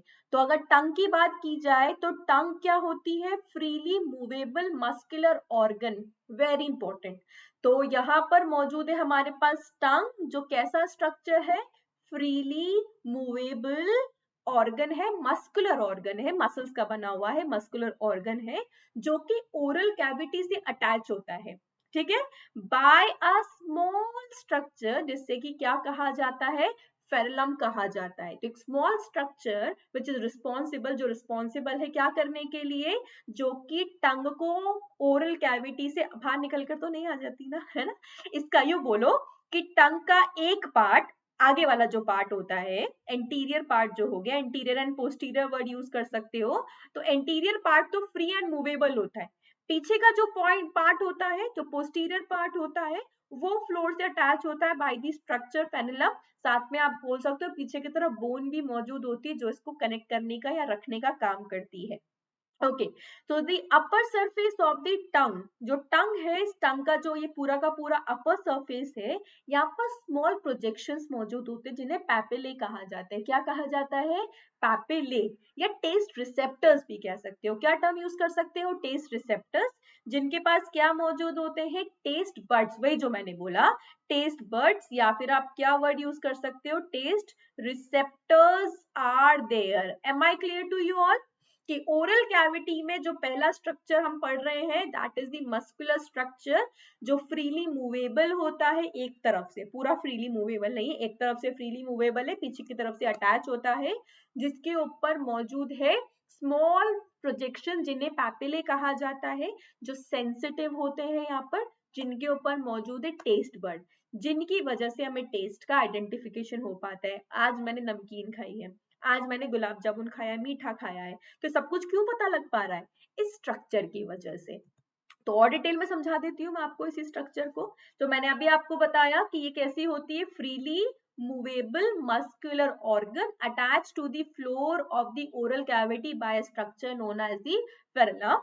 आगे बात की जाए तो ये देखो इसका डायग्राम, देख रहा है? बड़ा अच्छा लग रहा है ना, शानदार वाला। इधर देखो, ओ ये क्या हो गया, इसको इरेज किया जाए ताकि क्लियरली चीजें नजर आ सके मेरे बच्चों को। चलो, so papillae of the tongue की बात हम यहाँ पर कर रहे थे कि taste is recognised with the, अब सुनो, यहाँ पर टोटल क्या है? ये पैपिले मौजूद है, मैंने अभी आपको बताया, इसको आप मार्क कर सकते हो the anterior part of the टंग, और ये पीछे वाला है ना, ये पेलम वाला स्ट्रक्चर हो गया, और ये पीछे वाला स्ट्रक्चर क्या हो जाएगा? This will be the posterior part of the टंग। तो ये जो एंटीरियर पार्ट है वो ज्यादा है, 1/6 पार्ट यहाँ पे कवर करके रख रहा है, पीछे वाला पार्ट छोटा है तो 1/3 पार्ट कवर करके रख रहा है, आप ऐसे बात कर सकते हो यहाँ पे। ओके, सो यहाँ पर जो आगे वाला पार्ट है, यहाँ पर हमारे पास मौजूद है टेस्ट बर्ड्स या टेस्ट पैपिले जिसे कहते हैं। तो डिफरेंट तरह के टेस्ट पैपिलेज आर देयर, जैसे कि सर्कमवेलेंट एक, दूसरा है फ्यूजीफॉर्म, तीसरा यहाँ पर हो जाएगा filiform, then we have the foliate, lingual tonsil and palatal tonsil. Tonsil कुछ नहीं होते, लिम्फ नोड होते हैं, I tell you about that. अभी आप पहले पैपिले समझो। तो यहाँ पर जो इंपॉर्टेंट पॉइंट आपको याद रखना है, 10th लेवल तक तो नहीं आता, सिर्फ टेस्ट बर्ड वर्ड यूज कर दिया जाता है, पर आजकल एनटीएससी के अंदर और आईजीएसओ के अंदर जहां पर 11th लेवल भी टच किया जा रहा है, वहां पर यहाँ से क्वेश्चन पूछ लिए जाते हैं कि टेक्निकली टेस्ट को डिटेक्ट करने के लिए कौन सा पार्ट रिस्पॉन्सिबल होता है। तो एक सिंपल वर्ड याद रख लेना, हमारे केस में जो ये फिलीफिल पैपिले होते हैं वो वेस्टिजियल होते, काम नहीं करते, टेस्ट को रिकॉग्नाइज नहीं करते। तो टेस्ट को रिकॉग्नाइज करने के लिए सर्कमवेलेंट एंड फ्यूजिफॉर्म टेस्ट पेपिले सबसे ज्यादा इंपॉर्टेंट काम यहाँ पर करते हैं। ठीक है, क्या ये बात आप लोगों को याद रहेगी? छोटी सी बात यहाँ पे याद रखनी है, एंटीरियर पार्ट ऑफ द टंग, ये जो एंटीरियर पार्ट है यहाँ पर से, वैसे ऐसा मतलब बेसिकली हम ऐसा कहते हैं कि यहाँ पर जो एंटीरियर पार्ट है due to the presence of the जो फ्यूजिफॉर्म होता है वो कंप्लीटली पूरी टंग पे फैला हुआ है। यहाँ पर आगे टेस्ट की तरफ हम टिप पर शुगर को रखें, टंग के टिप पर, तो हमें मीठा ज्यादा फील होगा। तो एंटीरियर पार्ट ऑफ द टंग क्या फील करता है? स्वीट टेस्ट फील करता है। जबकि जो पोस्टीरियर पार्ट है वो कैसा फील करता है? Bitter taste. साइड्स के अंदर कैसा फेस होता है, कैसा टेस्ट होता है? सोर टेस्ट फील होता है। And behind to the anterior part यहाँ पर कौन सा टेस्ट फील होता है? सॉल्टी टेस्ट फील होता है। तो याद रख सकते हो, आगे की तरफ स्वीट, उसके पीछे सॉल्टी, और पीछे की तरफ जाओ तो बिटर। तो सबसे पहले यहाँ पर क्या हो गया, मैं लिख देती हूँ, एक काम करती हूँ, तुमको याद रह जाएगा। यहाँ पर क्या फील होगा? स्वीट टेस्ट फील होगा। ठीक है, इसके पीछे कैसा फील होगा?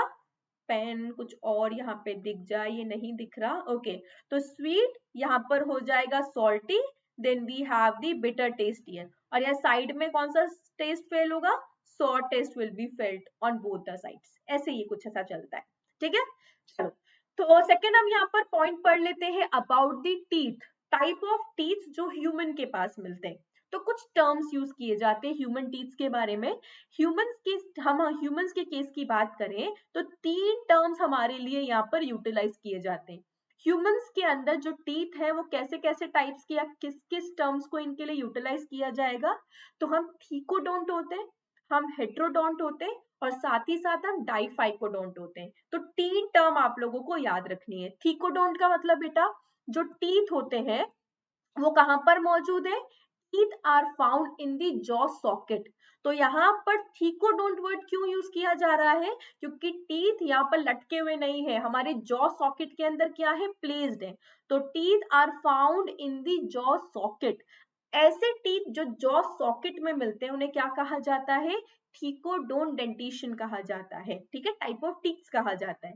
Heterodont, hetero means different. Humans के पास 4 डिफरेंट तरह के टीथ मिलते हैं। कौन कौन से? तो incisors, canines, premolars and molars are there. 4 different type के टीथ मिलते हैं। इंसीजर्स कटिंग के लिए यूटिलाइज किए जाते हैं, कैनाइन्स फूड को टीयर करने के लिए यूज किए जाते हैं। कटिंग, उसको छोटे छोटे पार्ट्स में काटना, टीयर करना मतलब और टुकड़ों में तोड़ देना।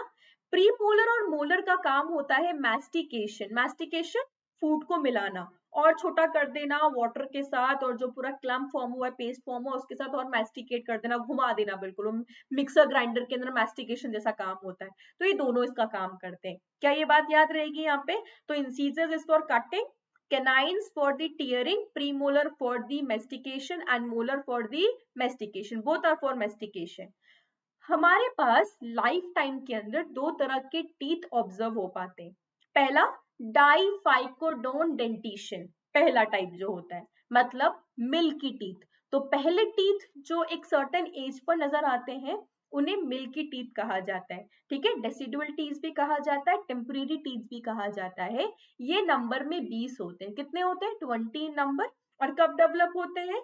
6 से 7 महीने के बच्चे के अंदर। So after the 6th or 7th month of the birth, this type of teeth are observed in the child. Then इन्हें अल्टीमेटली कौन रिप्लेस कर देते हैं? जब बच्चा 6 से 7 साल का हो जाता है। तो 6 से 7 महीने के बच्चे को लेकर 6 से 7 साल के बच्चे तक कैसे टीथ मिलते हैं? Milky teeth. कहते हैं ना, दांत टूट गया, वो छोटे बच्चे को समझाया जाता है कि परी टीथ ले गई है, बच्चे को समझाया जाता है कि कौन कुछ भी बोल सकता है ना, सुपरमैन तुम्हारा टीथ ले गया है। तो बिल्कुल वैसे होता है ये। So in that case 6 to 7 years की एज तक मिल्की टीथ मिलते हैं। Then we have the permanent teeth, जो कैसे होते हैं? 32 इन नंबर होते हैं। Very important, milky teeth are 20 in number and permanent teeth are 32 in number. इसी से हम डिराइव करेंगे डेंटल फॉर्मूला, कि डेंटल फॉर्मूला क्या होता है। So what is the dental formula? ये चारों तरह के टीथ हो गए ह्यूमंस के अंदर। मैंने अभी बताया था आपको, incisors represented by I, canines represented by C, premolars represented by PM, prime minister, ये प्राइम मिनिस्टर है हमारे, and molar represented by M, minister. चलिए, सो टीथ के अंदर हम क्या कर सकते हैं, यहाँ पर जनरल फॉर्मूला डिराइव कर सकते हैं फॉर दी, जिसे आप क्या कहोगे, फॉर्मूला, जिसे आप क्या बोलोगे, जिसे आप डेंटल फॉर्मूला भी कह सकते हो। तो there is of the primary and the permanent teeth. Primary teeth की बात की जाए, पीटी की बात की जाए, तो टोटल कितने टीथ हो गए, 20 टीथ। 20 कैसे, फॉर्मूला होता है 2120 अपॉन 2120। क्या कहने का मतलब है बेटा, 2 stands for the incisors, okay, 1 stands for the canines, 2 stands for the 2 stands for the molar। तो एक्चुअली यहाँ पर 2120 ना लिखकर इसको 2102 लिखते हैं, बेटर रहेगा, ओके, ताकि आप एक सीरीज में इसको याद रख पाओ फॉर्मूले को। तो मैं इसे ऐसे लिखती हूँ, पेन, ओके, इधर देखो, 2102 अपॉन 2102। तो यहाँ पर इंसीजर्स 2, कैनाइन्स कितने हो गए, 1, प्री मोलर यहाँ पर एब्सेंट होते हैं, मोलर्स यहाँ पे मौजूद होते हैं 2। तो ये फॉर्मूला, इसका मतलब बच्चों के अंदर कोई पूछे कि जो छोटे बच्चे होते हैं 6 से 7 से छोटे साल के बच्चे, उनके अंदर कौन से टीथ मौजूद नहीं होते, तो रिप्लाई करना है उनके पास प्रीमोलर एब्सेंट होते हैं। क्या मैम की बात क्लियर हुई, ओके। जब वो 6 से 7 साल का बच्चा हो जाएगा तो उसके इन प्राइमरी टीथ को किससे यहाँ पे हम कर देंगे, परमानेंट टीथ से। तो प्राइमरी या टेम्पररी टीथ यहाँ पे कैसे हो जाएंगे, परमानेंट, जो नेचर में कितने होते हैं, 32। तो 32 टीथ का मतलब वहां पर फॉर्मूला हो जाएगा 2123 अपॉन 2123। इसका मतलब 2 incisors are there, 1 canine is there, then 2 premolars and 3 molars। तो क्या ऐड हो गया बेटा, यहाँ पर 2 प्रीमोलर्स ऐड हो गए और एक यहाँ पर मोलर ऐड हो गया। तो टोटल काउंट की बात की जाए तो टोटल 3 यहाँ पर टीथ है वो ऐड हो जाएंगे, नए आ जाएंगे, नए टीथ आ जाएंगे, प्री मोलर, ज्यादा नेचर में शार्प होंगे।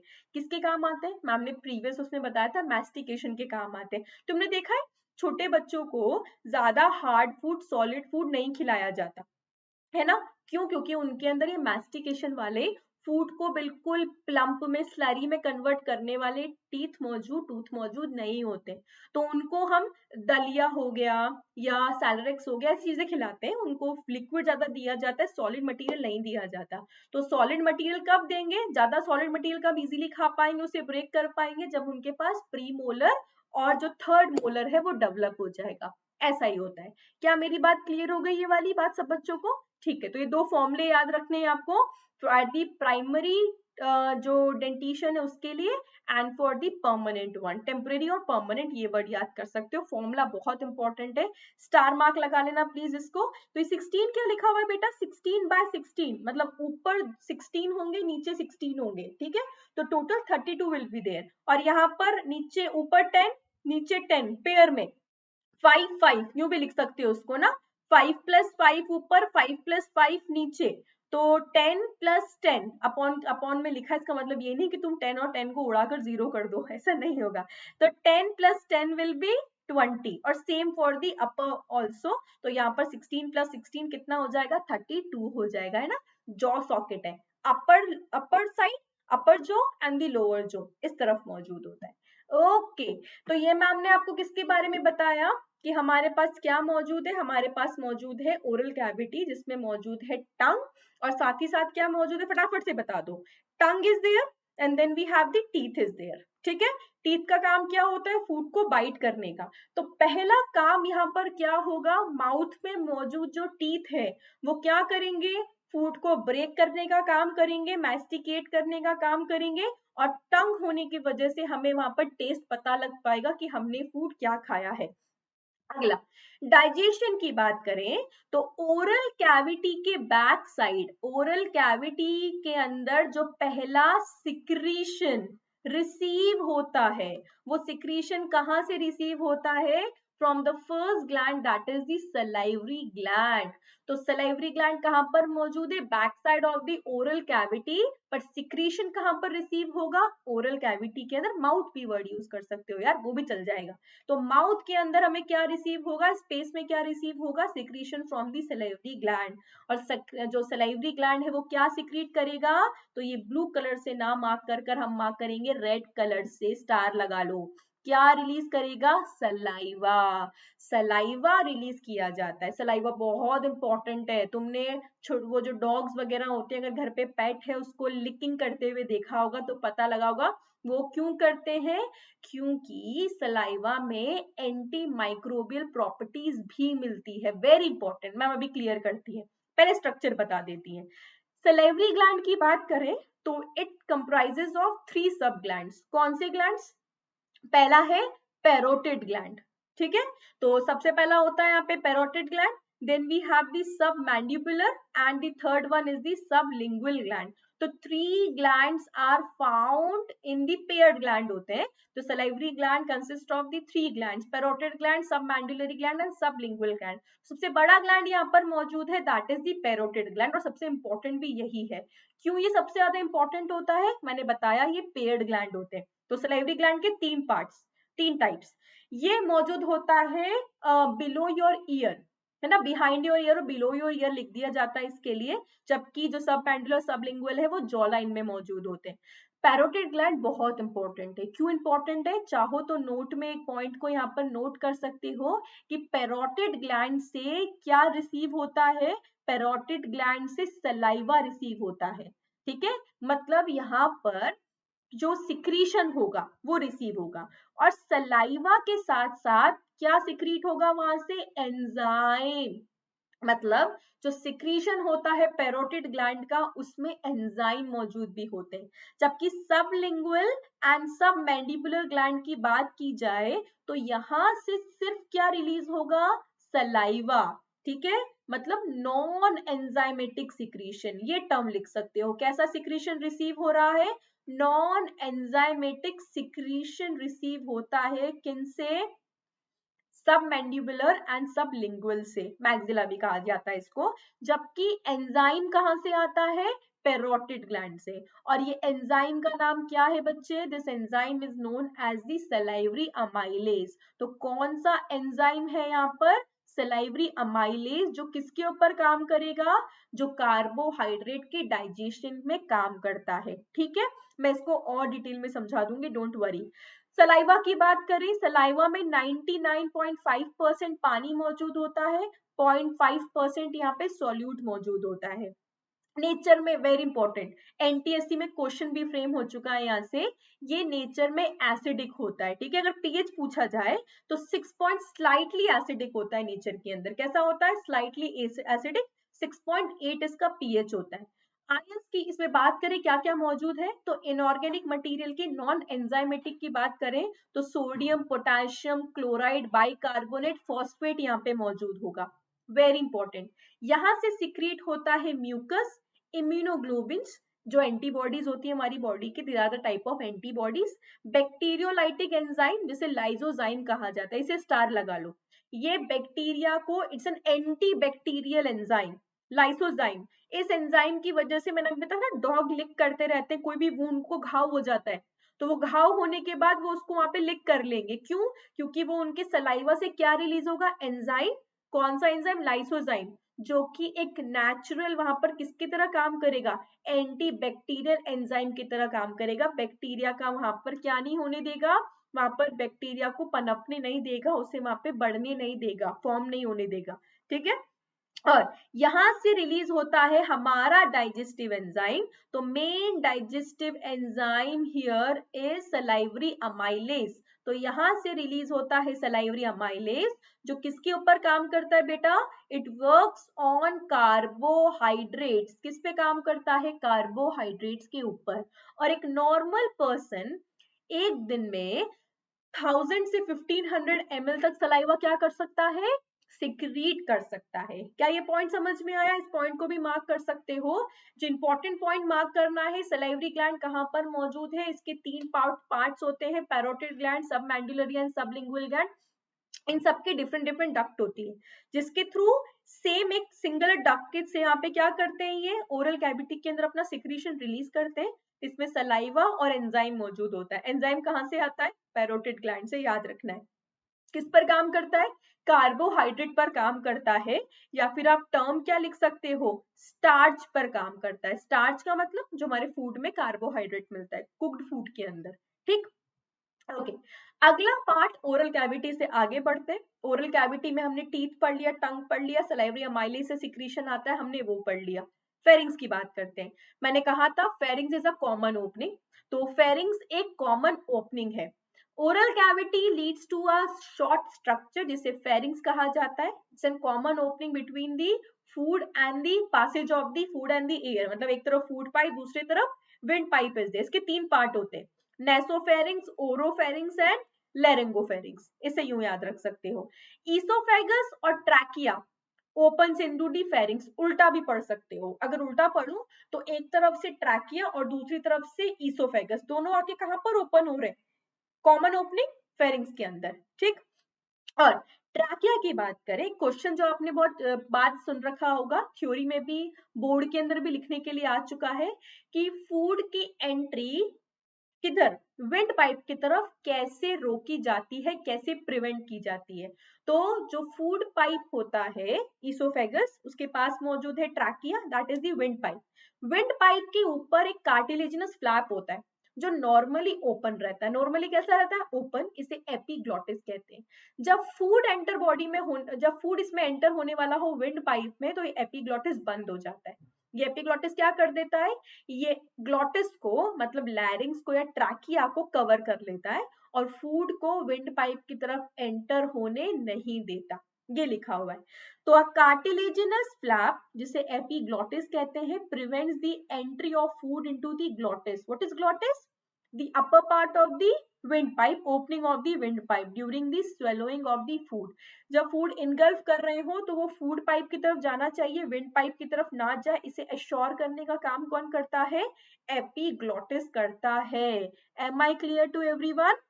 इसे आप लोगों को याद रखना है। नेजोफेरिंग्स, मैंने इसके पार्ट बताया, nasopharynx, oropharynx and laryngopharynx. Larynx की तरफ जो पार्ट है, larynx is the voice box, तो लेरिंग्स वाला part laryngopharynx, oropharynx the upper part, and the nostril की तरफ जो होता है उसे नेसोफेरिंग्स कहा जाता है। इसके तीन पार्ट्स मौजूद है और कॉमन ओपनिंग होता है, इसे क्लियर रखना है, ठीक है। अगला, हमें किधर की तरफ बढ़ना है? फूड पाइप की तरफ। हमें विंड पाइप से मतलब अभी नहीं है, जब रेस्पिरेशन पढ़ाऊंगी तो आपको विंड पाइप भी वहां पे समझ में आ जाएगा। तो यहाँ पर बात कर लेते हैं अगले स्ट्रक्चर के बारे में। ब्यूटीफुल सा हमारा एक पाइप स्ट्रक्चर यहाँ पे मुझे बड़ा अच्छा लगता है, ब्यूटीफुल सा। कहाँ से ब्यूटीफुल लग रहा है? मेरे को बढ़िया लगता है। ओके, सो यहाँ पर मौजूद है ईसोफेगस। ईसोफेगस क्या है? तो it's an thin long tube which extend posteriorly passing through the neck, thorax, diaphragm and leads to the J-shaped structure known as the stomach. Oesophagus शुरू कहां से हुआ? ओरल कैविटी, फेरिंग से बोल सकते हो, कॉमन ओपनिंग फेरिंग्स होती है। फेरिंग से पाइप का स्ट्रक्चर बढ़ा, जो ऊपर वाले पार्ट मतलब ओरल कैविटी, बकल कैविटी को नीचे कनेक्ट करता है किससे? जे शेप ऑर्गन से, मतलब किससे? स्टमक से कनेक्ट करने का काम करता है। वेरी इंपॉर्टेंट, ईसोफेगस से पहले हमें पता है कि सलाइवा मिक्स हो चुका है। किसके साथ मिक्स हो चुका है? फूड के साथ मिक्स हो चुका है। बताया, मैं खुद लिखकर पूरा फ्लो चार्ट बनाऊंगी इसके लिए, डोंट वरी, कि कैसे पूरा प्रोसेस चल रहा है। तो सलाइवा क्या हुआ? बकल कैविटी के अंदर सलाइवरी अमाइलेज या सलाइवा वहां पे पहुंचा। वहां पर क्या हो चुका है? सलाइवा जब फूड के साथ मिक्स हो जाता है बच्चों, तो उसको क्या कहने लग जाते हैं? हम बोलस कहते हैं। क्या बोलते हैं उसको? बोलस कहते हैं। तो ये लिखा हुआ है यहाँ पे, actively moves the bolus through the peristalsis. Wavy movement होता है पेरिस्टालिसिस, मस्कुलर मूवमेंट।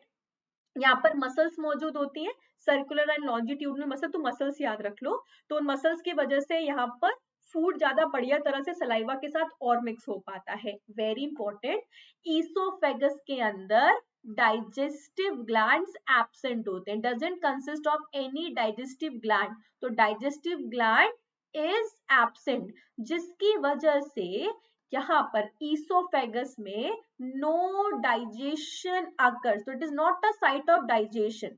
माउथ में डाइजेशन हुआ, सलाइवरी अमाइलेज की वजह से no digestion occurs in what, in oesophagus. Very important point, board के लिए, एनटीएससी के साथ साथ बोर्ड्स के लिए भी इसे याद रख सकते हो। ईसोफेगस में कोई डाइजेशन नहीं होता, सिर्फ पेरिस्टालिसिस मूवमेंट यहाँ पर होता है, मिक्सिंग होती है फूड की सलाइवा के साथ, बस। ओके, तो फूड को क्या बोलते हैं जब वो सलाइवा के साथ मिक्स हो चुका है? बोलस। तो बोलस को आगे की तरफ भेजा जा रहा है। तुम फूड वर्ड ना यूज कर आप क्या यूज कर सकते हो? बोलस वर्ड यूज करोगे। किधर की तरफ जाएगा? जे शेप का स्ट्रक्चर, कई जगह पे सी शेप का भी लिखा जाता है, नए एनसीईआरटी के हिसाब से जे शेप का लिखा जाता है, that is an better word. तो जे शेप का स्ट्रक्चर यहाँ पर मौजूद होता है, याद रहेगा। ईसोफेगस, ये रहा ईसोफेगस, किधर ओपन हुआ? ईसोफेगस ओपन होगा towards a J shape structure जिसे कहा जाएगा स्टमक, ठीक है। और ईसोफेगस और स्टमक के बीच में फूड की एंट्री या पासेज को कंट्रोल करने के लिए मौजूद होता है स्पिंचर। क्या मौजूद होती है? Sphincter muscle. तुमने वो देखा है किसी भी पार्क के अंदर घुसने का एक गेट होता है, वो सर्कुलर घूमने वाला गेट, ऐसे ऐसे घूमता है वो ना, एक बार में एक ही बंदा वहां से निकल सकता है, बिल्कुल उसकी तरह काम करती है स्पिंचर मसल। तो वो स्पिंचर जो कि ईसोफेगस और स्टमक के बीच में मौजूद होती है, इसे ईसोफेजियल स्पिंचर भी कह दिया जाता है या कार्डिक स्पिंचर भी कह दिया जाता है। दोनों टर्म यहाँ पे यूज किए जाते हैं, ईसोफेजियल स्पिंचर और कार्डिक स्पिंचर। कार्डियक क्यों? क्योंकि कार्डिक इसका पहला स्ट्रक्चर होता है। सो इसको मार्क किया जाए तो first is the cardiac, then the upper part is the fundus, then ये पूरी की पूरी नीचे आ जाएगी बॉडी, और बॉडी के पास जो आखिरी स्ट्रक्चर मौजूद है वो हो जाएगा पाइलोरस, ठीक है। और यहाँ फिर एक स्पिंचर मौजूद होगी। तो स्टमक के दोनों साइड स्पिंचर मौजूद होती है, ऊपर मौजूद है ईसोफेजियल स्पिंचर और नीचे वाली स्पिंचर को कहा जाएगा पाइलोरिक स्पिंचर। क्या कहा जाएगा इसे? Pyloric sphincter. और स्पिंचर का काम क्या होता है? मैम ने बताया, फूड की एंट्री को क्या करना? कंट्रोल करना, ठीक है, कि एकदम से बहुत ज्यादा फूड वहां पर ना जाए, बैक फ्लो से भी बचाती है स्पिंचर। वॉमिटिंग याद है? It is, what is vomiting? The back flow of the food from the stomach. तो स्टमक का जो भी मटेरियल का बैक फ्लो हो जाए उसे हम वॉमिटिंग कहेंगे, तो वॉमिटिंग होने से भी बचाता है। ओके, तो स्टमक क्या है? This is a thick walled J shape organ, जो कहां पर मौजूद है बेटा? इसकी लोकेशन क्या होती है? Left side of the body beneath the diaphragm. Diaphragm के नीचे, तो यूं बोल सकते हो डायफ्रेम का काम क्या होता है? एब्डोमिनल कैविटी और ऊपर वाली जो हमारी ट्रैक्टल कैविटी होती है, उन दोनों को आपस में क्या करना? सेपरेट करने का काम करना। तो यहाँ पर नीचे की कैविटी, हम किसकी बात करें? हमारे एब्डोमिन की बात करें तो abdominal cavity is there. So diaphragm के नीचे मौजूद होता है, इसके 4 मेन पार्ट्स होते हैं, cardiac, fundus, body and pylorus is there. And stomach में क्या होता है? स्टमक के में मैकेनिकल डाइजेशन की बात करें तो स्टमक स्टोर करता है गैस्ट्रिक जूस। सबसे पहले हमने सलाइवरी ग्लैंड के बारे में पढ़ा। दूसरा ग्लैंड यहाँ पर जो मौजूद होता है, स्टमक के अंदर जो ग्लैंड मिलता है, that is the gastric gland. कौन सा ग्लैंड मौजूद है?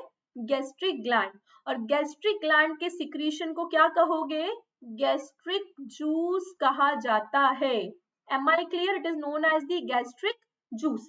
गैस्ट्रिक जूस के साथ जब बोलस मिक्स हो जाए, तो बोलस जब किसके साथ मिक्स हो जाए?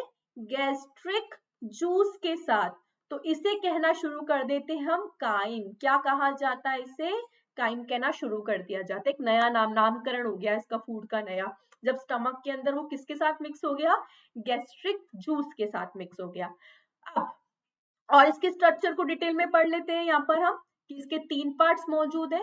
अपर वाला या इंटीरियर वाला पार्ट कहलाता है फंडस, मिडिल वाला पार्ट कहलाता है कार्डियक, ये रहा middle part is known as the cardiac, lower part और posterior part is known as the, कहाँ गया, ये रहा पाइलोरस। क्या कहलाता है?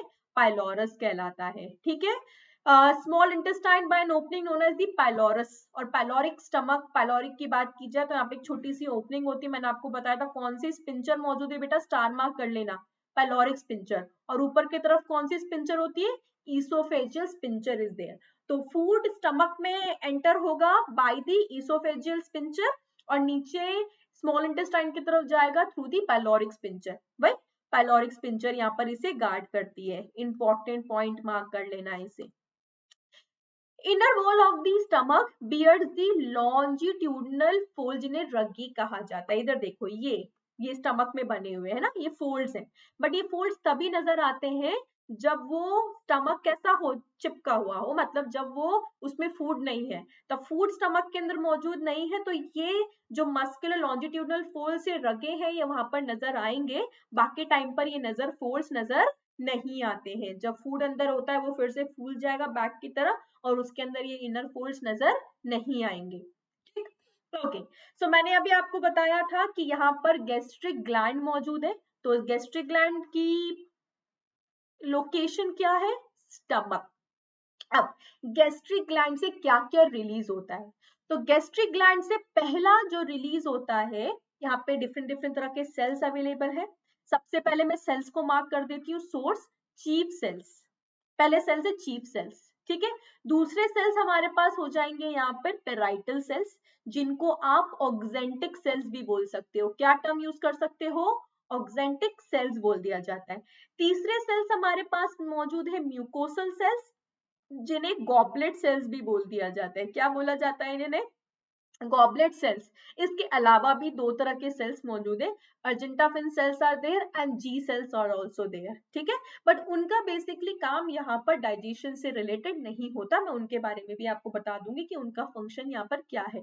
तो सबसे पहले बात कर लेते हैं हम यहाँ पर पेप्सिनोजेन के बारे में। मैंने आपको स्टार्टिंग में भी ये पॉइंट बताया था कि सलाइवरी अमाइलेज से जो सिक्रीशन रिसीव होता है, वो वहां पर सलाइवा, जो सलाइवरी ग्लैंड से जो सिक्रीशन रिलीज हो रहा है सलाइवरी अमाइलेज, वो कार्बोहाइड्रेट पे काम करता है।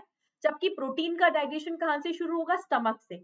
तो स्टमक के अंदर मौजूद होता है एंजाइम जो रिलीज होगा चीफ सेल से, या फिर ये जो यहाँ पर जाइमोजिन सेल्स भी कहा जाता है, इनका नाम मैं दूसरा नाम भी लिख देती हूँ, जाइमोजिन सेल्स आर देयर। ये यहाँ पर पेप्सिनोजेन सिक्रीट करेंगे, ठीक है। और ये पेप्सिनोजेन को, ये इनएक्टिवेटेड फॉर्म ऑफ पेप्सिन होता है, इसे कन्वर्ट किया जाएगा पेप्सिन के अंदर। किसमें कन्वर्ट किया जाएगा, पेप्सिन के अंदर, ठीक है। और पेप्सिन को कन्वर्ट, इसको पेप्सिनोजेन को पेप्सिन में कन्वर्ट करने के लिए किसकी रिक्वायरमेंट होती है, HCl की रिक्वायरमेंट होती है। तो in the presence of HCl pepsinogen को किस में कन्वर्ट किया जाएगा, पेप्सिन में। और पेप्सिन क्या करता है, it is a peptic hormone, ये प्रोटीन को डाइजेस्ट करने का काम करेगा, ठीक है। तो प्रोटीन स्प्लिटिंग एंजाइम जो इसे क्या कर देगा, छोटे पॉइंट्स के अंदर बड़ी लार्ज प्रोटीन को छोटी प्रोटीन में, पेप्टाइड्स में कन्वर्ट करने का काम करेगा। हमारे पास तीसरा है हाइड्रोक्लोरिक एसिड। मैंने आपका इसको बेसिक काम तो बता ही दिया कि ये पेप्सिन को, पेप्सिनोजेन को पेप्सिन में, मतलब इनएक्टिव फॉर्म को, कौन सी फॉर्म को, इनएक्टिव फॉर्म को एक्टिव फॉर्म में कन्वर्ट करने का काम करता है। दूसरा, यहाँ पर ये क्या करेगा, ऐसा कहो आप, यहाँ पर ये एंजाइम जो बाकी कोई बैक्टीरिया आ गया बॉडी के अंदर या कुछ भी आ गया, उनसे भी प्रोटेक्ट करने का काम करेगा। तो ये एसिडिक एनवायरनमेंट क्रिएट करता है, जिसकी वजह से और कोई बैक्टीरिया, कोई इन्फेक्शन पार्टिकल यहाँ पर बॉडी के अंदर एंटर नहीं कर पाता, ये एक बैरियर की तरह काम करता है। और पेप्सिन को क्या करेगा, पेप्सिनोजेन को एक्टिव करने का काम भी करेगा। Mucus, very important. HCl release हो रहा है, HCl हमें पता है हाईली एसिडिक होता है नेचर के अंदर, HCl हाइड्रोक्लोरिक एसिड, तो एसिडिक है। और स्टमक की वॉल को बचाने के लिए स्टमक में रिलीज होता है म्यूकस। तो म्यूकस क्या है, विस्कस मटेरियल होता है, एल्कलाइन होता है, जिसका काम है स्टमक की वॉल को क्या करने का, इनर सरफेस को प्रोटेक्ट करने का। किससे प्रोटेक्ट करती है, HCl से प्रोटेक्ट करने का काम करती है। क्या मैम की बात क्लियर हो गई आप सब लोगों को। तो ये हुए वो सारी चीजें जो कहां से रिलीज हो रही है, गैस्ट्रिक ग्लैंड से रिलीज होती है। ओके, आगे बात करते हैं, हम बढ़ेंगे स्मॉल इंटेस्टाइन की तरफ। मैंने अभी आपको स्टमक पढ़ाया। स्मॉल इंटेस्टाइन लॉन्गेस्ट पार्ट होता है गट का। हमारे गैस्ट्रो इंटेस्टाइनल ट्रैक्ट का जो लॉन्गेस्ट पार्ट है वो क्या है, स्मॉल इंटेस्टाइन। और ये बहुत इंपॉर्टेंट पार्ट भी बन जाता है, क्यों, क्योंकि ये डाइजेशन की साइड भी होती है, और कंप्लीट डाइजेशन की साइड भी होती है, और साथ साथ में एब्जॉर्प्शन की साइड भी होती है। सो ये लॉन्गेस्ट पार्ट होता है गट का। आगे बात की जाए इसके बारे में, तो 7 मीटर लॉन्ग होता है, 2.5 सेंटीमीटर इसकी डायमीटर होती है। Consist of 3 parts, duodenum, jejunum and ileum. इसके 3 पार्ट होते हैं। ड्यूडेनम सबसे अपर मोस्ट, मतलब आउटर मोस्ट बोलो, अपर मोस्ट नहीं बोलो, outer most. Then we have the middle part jejunum, and then we have the third part ileum is there. Okay, duodenum C shape का first part होता है, jejunum middle part होता है और ilium terminal part होता है। और complete you बात करो एब्जॉर्प्शन की साइट कौन सी होती है तो वो इलियम होगी, है ना। एब्जॉर्प्शन, कंप्लीट एब्जॉर्प्शन कहाँ देखने को मिलेगा, कंप्लीट एब्जॉर्प्शन देखने को मिलेगा इलियम के अंदर। स्मॉल इंटेस्टाइन के अंदर क्या रिसीव हुआ, काइम रिसीव हुआ, कहां से, स्टमक से। काइम मतलब वो फूड जिसके अंदर, जिसमें क्या मौजूद है, बोलस मिल चुका है HCl के साथ, और या फिर आप बात करो बेटर पता है क्या लिखो, गैस्ट्रिक जूस के साथ, HCl भी ना लिखे अपन, ज्यादा बेटर होगा, गैस्ट्रिक जूस लिख दिया तो HCl वहां पे अपने हिसाब से सॉल्व हो जाएगा। तो इन दैट केस यहाँ पे क्या मौजूद है, बोलस प्लस गैस्ट्रिक जूस, क्या कहलाएगा, काइम कहलाएगा, मैम ने अभी बताया था। यहाँ पर डाइजेशन रिसीव होते हैं कहाँ से, एक आता है पेनक्रियास से और दूसरा रिसीव होता है यहाँ पे लिवर से, लिवर और गॉल ब्लैडर एक साथ लिख दिए जाते हैं। तो सेकंड सिक्रीशन रिसीव होता है यहाँ पर बाइल का, that is from the liver, जिसे largest gland of the body बोला जाता है। तो स्मॉल इंटेस्टाइन के अंदर स्टमक से आया फूड, ठीक है, काइम की फॉर्म में, और साथ में लिवर से और पेनक्रिया से क्या आएगा, सिक्रीशन आएगा, जो बहुत इंपॉर्टेंट है। चलिए तो यहीं पर सबसे पहले बात करते हैं हमारी बॉडी के लार्जेस्ट ग्लैंड के बारे में, मतलब लिवर के बारे में, बहुत इंपॉर्टेंट है। लिवर की बात की जाए तो लिवर क्या है, लिवर हमारी बॉडी का लार्जेस्ट ग्लैंड होता है। तो मैं सबसे पहला पॉइंट तो यहाँ पर ये लिख दूं, largest gland of the body, ठीक है। एक इसका जो बेसिक काम है वो है बाइल प्रोड्यूस करने का, पर इसके अलावा ये बहुत सारे काम करते हैं, बहुत सारे मतलब बहुत सारे, मैंने सारे इंक्लूड यहाँ पे नहीं किए, बट बहुत सारे काम यहाँ पर ये करता है, कुछ कुछ मैं बोलकर भी बोल दूंगी, ठीक है। सबसे पहले स्ट्रक्चर की बात करते हैं। इसकी बात करें तो it is covered by a fibrous capsule, पूरा लिवर कवर होता है बाय अ कैप्सूल, जिसे क्या कहा जाता है, गिल्सन कैप्सूल। क्या कहा जाता है, गिल्सन कैप्सूल। लिवर को दो लोब में यहाँ पे डिवाइड कर दिया जाता है, ठीक है। तो एक तरफ हो गया लेफ्ट पार्ट, तो left lobe of the liver and the right lobe of the liver. तो लिवर की दो लोब्स होती है, वैसे तो टेक्निकली 4 लोब है वहां पे, left, right, quadrate and the caudate lobe. तो यहाँ पे 4 तरह की उसकी यूं का हुआ, आप यहाँ पे 4 तरह की लोब्स मौजूद है, 4 लोब्स आर मौजूद। हम बेसिकली वहां पे लेफ्ट एंड राइट की बात कर लेते हैं। तो left lobe and right lobe, and in lobes के अंदर छोटे छोटे स्ट्रक्चर्स मौजूद होते हैं, जिनको इनकी फंक्शनल यूनिट कहा जाता है हिपैटिक लोब्यूल्स। क्या कहा जाता है, हिपैटिक लोब्यूल्स। तो उल्टा पढ़ो, यूं पढ़ो, हर जगह पे सेल मौजूद है, तो यहाँ पर मौजूद है हिपैटिक लोब्यूल्स, जिन पर कवर मौजूद है गिल्सन कैप्सूल, और ये सब मिलकर किसका फॉर्मेशन कर रहे हैं, लिवर का फॉर्मेशन कर रहे हैं, ठीक है। लेफ्ट पार्ट से निकलकर आने वाली लेफ्ट हिपैटिक डक्ट और राइट पार्ट से निकलकर आने वाली राइट हिपैटिक डक्ट, और दोनों के दोनों मिलकर यहाँ पर क्या बना लेती है, हिपोर्टल, यहाँ पर मौजूद होता है hepatic portal system. Common hepatic duct का फॉर्मेशन यहाँ पर किया जाता है। मैं बताती हूँ अभी क्या है ये। लिवर का काम होता है बाइल प्रोड्यूस करने का, और बाइल का काम होता है फैट का इमल्सिफिकेशन करने का, पर लिवर डायरेक्टली बाइल को यहाँ पर सिक्रीट नहीं करता। बाइल को स्टोर कर दिया जाता है टेम्पररी स्टोर हाउस बैग के अंदर, जिसका गॉल ब्लैडर नाम है। स्टोरेज क्यों किया जाता है, क्योंकि अगर रिक्वायरमेंट नहीं है, हमने फूड नहीं खाया, तो फिर क्यों बाइल हमेशा सिक्रीट होता रहे। तो बाइल को स्टोर कर लिया जाता है, जब भी रिक्वायरमेंट होगी उसको क्या कर दिया जाएगा, लिवर से, सॉरी गॉल ब्लैडर से रिलीज कर दिया जाएगा। तो गॉल ब्लैडर यहाँ पर इसे स्टोर करता है, तो लिवर प्रोड्यूस करेगा बाइल को, स्टोर किया जाएगा किसके अंदर, गॉल ब्लैडर में, और यहाँ से सिक्रीट कर दिया जाएगा by a common hepatic duct, ठीक है। हिपैटिक डक्ट यहाँ पर रिलीज कर कर किधर लेकर जाएगी, ड्यूडेनम की तरफ।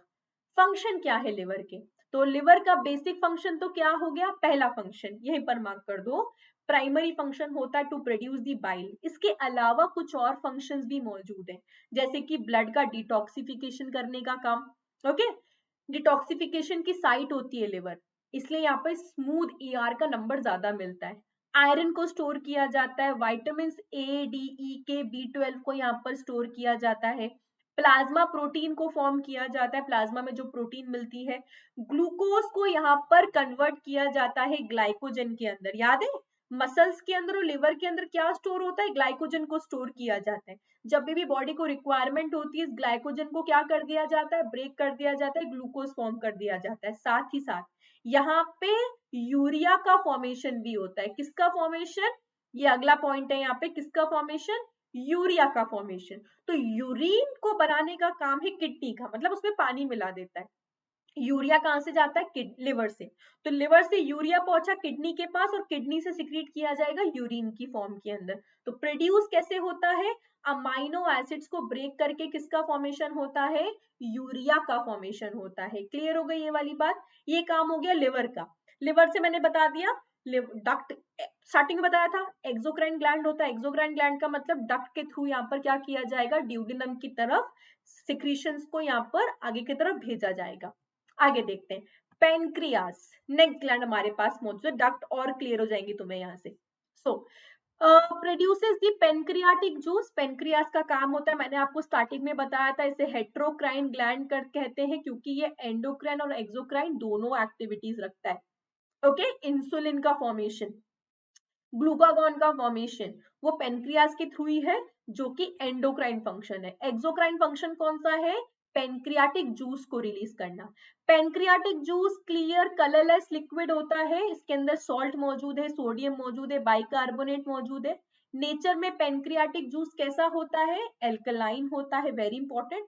लिवर से आने वाला बाई वे एल्कलाइन ही है, ये भी नेचर में एल्कलाइन ही है, जिसकी वजह से ये स्टमक से आने वाले काइम में जिसमें HCl घुला हुआ है उसको न्यूट्रलाइज करने का काम करते हैं। इसे इंपॉर्टेंट मार्क कर लो। ये क्या करेगा? बाइकार्बोनेट जो रिलीज होंगे वो स्टमक से आए हुए काइम की एसिडिटी को कम करने का काम करेंगे, ताकि प्रोटीन्स का ब्रेकडाउन एफिशिएंटली यहाँ पर हो पाए। So exocrine gland carbohydrate digesting enzyme release करता है, जिसे पेनक्रियाटिक अमाइलेज कहते हैं। बहुत इंपॉर्टेंट है पेनक्रियास, बहुत कुछ रिलीज होता है यहाँ से। तो पेनक्रियास से रिलीज होता है कार्बोहाइड्रेट डाइजेस्टिंग एंजाइम, जिन्हें पेनक्रियाटिक अमाइलेज कहते हैं। फैट डाइजेस्टिंग एंजाइम, जिन्हें पेनक्रियाटिक लाइपेज कहते हैं। इमल्सिफिकेशन क्या होता है बच्चे? इमल्सिफिकेशन वो प्रोसेस है जिससे क्या किया जा रहा है, जो फैट्स है उन्हें प्रिपेयर किया जा रहा है लाइपेज की एक्टिविटी के लिए। सॉल्ट मिक्स कर दिया, बाइल क्या है? सॉल्ट है, बाइल सॉल्ट है उसके अंदर मौजूद ना, सॉल्ट के साथ फैट्स को एब्सॉर्ब करवा रहे हो ताकि आराम से उसका क्या हो सके? ब्रेक डाउन हो सके। तीसरा यहाँ पर मौजूद है protein digesting enzyme, that is trypsin, chymotrypsin और कार्बोक्सीपेप्टिडेज। ये सारे के सारे प्रोटीन डाइजेस्टिंग एंजाइम है। चौथा, nucleic acid digesting enzyme, ribonuclease जो आरएनए पे काम करेगा और डीऑक्सी राइबोन्यूक्लियस जो डीएनए के ऊपर काम करेगा, जो डाइजेस्ट करने का काम करता है। इधर देखो, गॉल ब्लैडर ये रहा और पेनक्रियाज ये रहे। यहां से निकल कर आ रही है डक्ट, ये रही कॉमन हिपेटिक डक्ट, निकल कर आई गॉल ब्लैडर से और लिवर से, और यहां से निकल कर आई ये रही हमारे पास पेनक्रियाटिक डक्ट निकल कर आएगी। ऐसे रही pancreatic duct, major pancreatic duct, जो यहाँ पे क्या बन जाएगी? कॉमन बाइल डक्ट, और यहाँ पर आगे की तरफ बनेगी हिपेटो पेनक्रियाटिक डक्ट। और हिपेटो पेनक्रियाटिक डक्ट, हिपेटो मतलब लिवर, हिपेटिक स्ट्रक्चर, पेनक्रियाटिक मतलब पेनक्रियास, तो हिपेटो पेनक्रियाटिक डक्ट किधर की तरफ जाएगी? ड्यूडेनम की तरफ। और क्या लेकर जाएगी? मैं डक्ट का नाम लिख देती हूँ यहाँ पर, that is hepato pancreatic duct के थ्रू क्या जाता है? इसके थ्रू जाएगा पेनक्रियास का सिक्रीशन और लिवर का सिक्रीशन। किधर जाएगा? किधर ओपन होगी? It open towards the duodenum. इसे याद रखना है आपको। इधर देखो, यहाँ पर क्लियर होगा। लिवर ने क्या प्रोड्यूस किया? लिवर ने प्रोड्यूस किया बाइल, जिसे गॉल ब्लैडर के अंदर स्टोर कर दिया गया। बाइल का काम क्या होता है? बाइल का काम है फैट को यहाँ पर ब्रेक कर देना और एसिड की एक्टिविटी को, जो स्टमक से आया है HCl, उसको न्यूट्रलाइज करने का। ये रहा स्टमक से, स्टमक ये रहा, ये लिवर रहा और ये पेनक्रियास रहा। सिक्रीशन जाएगा किसके अंदर? डक्ट के थ्रू पेंड्यूडेनम के अंदर, पहला पार्ट होता है स्मॉल इंटेस्टाइन का। पेनक्रियास यहाँ पर क्या प्रोड्यूस किए हैं?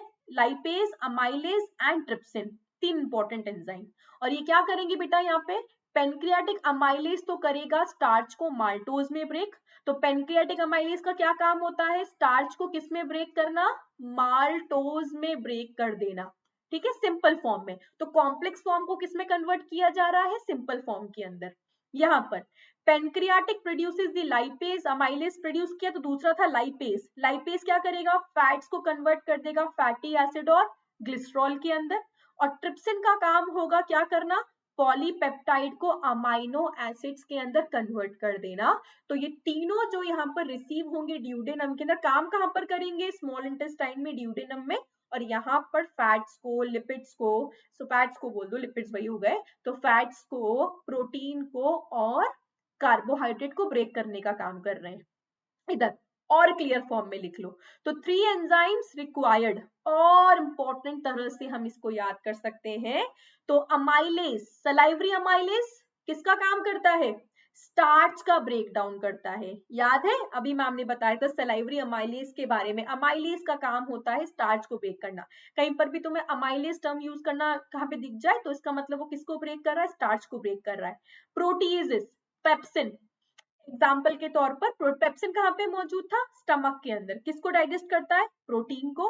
और लाइपेज, जैसे कि पेनक्रियाटिक लाइपेज किस पे काम करते हैं? फैट्स पे काम करते हैं। ये एंजाइम्स की यहाँ पर क्या हो गई? फंक्शनिंग हो गई। ठीक है, ये रहे बॉडी में निकलने वाले सारे एंजाइम्स के एक साथ कंप्लीट फ्लो चार्ट, जहां पे तुम्हें सब कुछ एक साथ क्लियर हो जाएगा। उससे पहले मैम पूरा का पूरा फ्लो चार्ट लिख देती कि तुमको समझाया क्या। तो हम बात कर लेते हैं बॉडी में होने वाले डाइजेशन के बारे में। मैं सारा एक साथ लिखकर बता देती हूँ कि डाइजेशन का प्रोसेस कहाँ से शुरू हुआ। तो हमने बात की माउथ के बारे में। माउथ में किसने काम किया? टीथ ने काम किया, टंग ने काम किया। ठीक है, और क्या किया टीथ और टंग ने? यहाँ पर करवाया मैकेनिकल डाइजेशन। तो पहला पॉइंट क्या याद रखना है कि माउथ में हुआ मैकेनिकल डाइजेशन। माउथ में क्या मतलब ओरल कैविटी के अंदर क्या रिसीव हुआ? सलाइवा। और सलाइवा में क्या मौजूद है? सलाइवा में मौजूद है एंजाइम जिसका नाम है सलाइवरी अमाइलेज। क्या नाम है? Salivary amylase. सलाइवरी अमाइलेज किसके ऊपर काम किया?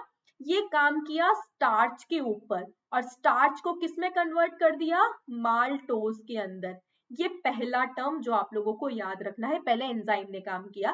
कार्बोहाइड्रेट का डाइजेशन, क्या लिख सकते हो यहाँ पे? क्या किया इसने? यहाँ पर इसने किया कार्बोहाइड्रेट का डाइजेशन। ठीक है, पहला पॉइंट ये। दूसरा, ये क्या बन गया? जैसे सलाइवरी अमाइलेज मिल गया सलाइवा, तो यहाँ पर बना बोलस। बोलस को कहाँ? बोलस को ईसोफेगस के थ्रू, किसके थ्रू? ईसोफेगस के थ्रू कहां पर पहुंचा दिया गया? स्टमक के अंदर। ठीक है, और स्टमक में क्या रिलीज होता है? स्टमक में रिलीज हुआ गैस्ट्रिक जूस। क्या रिलीज हुआ? Gastric juice. और गैस्ट्रिक जूस की वजह से यहाँ पे दो चीजें हुई। सबसे पहले पेप्सिनोजन को किसमें कन्वर्ट किया गया? पेप्सिनोजन को कन्वर्ट किया गया पेप्सिन के अंदर। ये काम किसने किया? HCl ने। और पेप्सिन ने किसके ऊपर काम किया? पेप्सिन काम करेगा प्रोटीन के ऊपर, और प्रोटीन को कन्वर्ट कर देगा किसके अंदर? प्रोटीन को कन्वर्ट कर देगा छोटी फॉर्म में, मतलब पेप्टाइड्स के अंदर कन्वर्ट कर दिया गया। ये सब कुछ काम कहाँ पे हुआ? स्टमक के अंदर। और स्टमक के अंदर से क्या बनकर निकला? काइम। काइम को कहाँ ट्रांसफर किया गया? काइम को ट्रांसफर किया गया स्मॉल इंटेस्टाइन की तरफ। और स्मॉल इंटेस्टाइन के अंदर काम किया किसने? स्मॉल इंटेस्टाइन के अंदर ये रहे, ये सारे के सारे काम होंगे। मैं यहीं पर ही मार्क कर देती हूँ कि स्मॉल इंटेस्टाइन के अंदर कौन कौन से काम हुए, किस किस ने काम किया। तो यहाँ देखो, फिर से एक बार ओवरव्यू देख लो। माउथ में किसने काम किया? सलाइवरी अमाइलेज, सलाइवरी ग्लैंड मौजूद था, सलाइवरी अमाइलेज रिलीज किया। स्टार्च को किसमें कन्वर्ट किया? माल्टोज के अंदर, मतलब शुगर के अंदर। स्टमक से गैस्ट्रिक जूस जिसमें मौजूद था पेप्सिन, जिसने प्रोटीन को कन्वर्ट किया किसके अंदर? पेप्टाइड्स के अंदर कन्वर्ट किया, सिंपलर फॉर्म के अंदर। पेनक्रियास से आया पेनक्रियाटिक जूस, अमाइलेज। अमाइलेज ने काम किया स्टार्च को माल्टोज में कन्वर्ट करने का। ट्रिप्सिन को कन्वर्ट करने का, ट्रिप्सिन ने क्या काम किया? प्रोटीन पर काम करके कन्वर्ट करेगा पेप्टाइड में। और लाइपेज ने काम किया किसके ऊपर? फैट्स के ऊपर, इसको कन्वर्ट किया। अच्छा हाँ, लाइपेज से काम करने से पहले लिवर से क्या आया था बेटा? लिवर से आया था बाइल। और बाइल ने क्या किया था? इमल्सिफिकेशन का काम। तो इमल्सिफिकेशन करने की वजह से आराम से जो इमल्सिफाइड फैट है, क्या लिखना चाहिए हमको? इमल्सिफाइड फैट्स के ऊपर कौन काम कर पाया? लाइपेज काम कर पाया। उन्हें फैटी एसिड और ग्लिसरॉल में यहाँ पे क्या कर दिया गया? कन्वर्ट कर दिया गया। Then small intestine. Small intestine के अंदर मौजूद है, ये बहुत इंपॉर्टेंट पॉइंट है, प्लीज इसे ढंग से लिख लेना।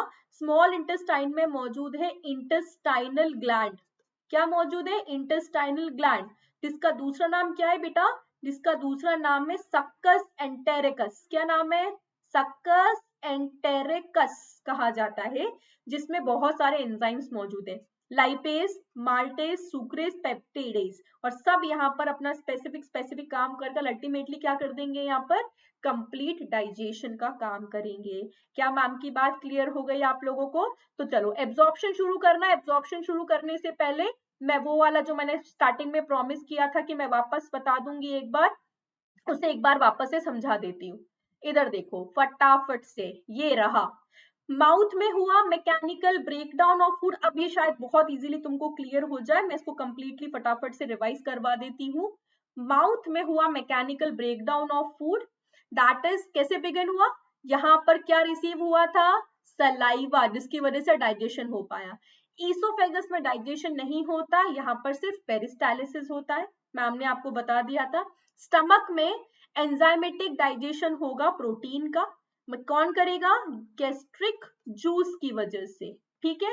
स्मॉल इंटेस्टाइन में फाइनल ब्रेकडाउन होगा, क्यों, क्योंकि सिक्रीशन कहां से रिसीव हुआ, एक लिवर से और दूसरा पेनक्रियास से, और यहाँ पर डाइजेशन हुआ। ये हो गई कंप्लीट अबाउट दी डाइजेशन कि कैसे होता है। अब हमें पढ़ना है इसका आखिरी पॉइंट, दैट इज एब्जॉर्प्शन कैसे होता है। ये बहुत इंपॉर्टेंट है कि how the absorption occurs in the small intestine. अभी तो सब समझ में आ रहा है, आई होप तुम लोगों को सब कुछ समझ में आ रहा हो। कोई भी डाउट होगा then I will be taking your doubt, don't worry about that. Okay, तो हम बात करते हैं absorption in the small intestine कि स्मॉल इंटेस्टाइन में एब्जॉर्प्शन कैसे होता है। So we have the structure known as the villi. Structure का नाम क्या है यहाँ पर, विलय। विलय क्या होते हैं, फिंगर लाइक प्रोजेक्शंस होते हैं, कहाँ पर मौजूद है, स्मॉल इंटेस्टाइन के अंदर। Each villus have a brush border columnar, इसको सही से लिखा जाए, क्या मौजूद होता है यहाँ पे, ब्रश बॉर्डर कोल्यूमनर एपिथीलिया मौजूद होता है, एपिथीलिया लेयर मौजूद है विद द माइक्रोविलाई। कुछ नहीं होता बेटा, क्या हुआ, स्मॉल इंटेस्टाइन की अंदर वाली लेयर ने अपने आप को ऐसे इनफोल्डिंग्स बना लिया, इनफोल्डिंग्स बना ली, और ये रही इनफोल्डिंग्स। इन इनफोल्डिंग्स को हमने क्या बोला, माइक्रोविलाई बोला। तो इन इनफोल्डिंग्स का काम यहाँ पर क्या है, एब्जॉर्प्शन करवाना। एब्जॉर्प्शन की साइड को ये क्या करते हैं, एब्जॉर्प्शन की साइड को यहाँ पर इंक्रीज करने का काम करते हैं। क्या करते हैं, इंक्रीज करने का काम करते हैं, सरफेस एरिया बढ़ाते हैं ये। ओके, स्मॉल इंटेस्टाइन में होता क्या है, जो स्मॉल इंटेस्टाइन है वहां पर एब्जॉर्प्शन होता है तीन डिफरेंट तरह से, सेल के अंदर तुमने पहले पढ़ रखा होगा। यहाँ पर सिंपल क्या देखने को मिल सकता है, पैसिव एब्जॉर्प्शन देखने को मिल सकता है। पैसिव एब्जॉर्प्शन का मतलब बिना एनर्जी को यूज किए यहाँ पर ट्रांसपोर्ट कर दिया जाएगा चीजों को।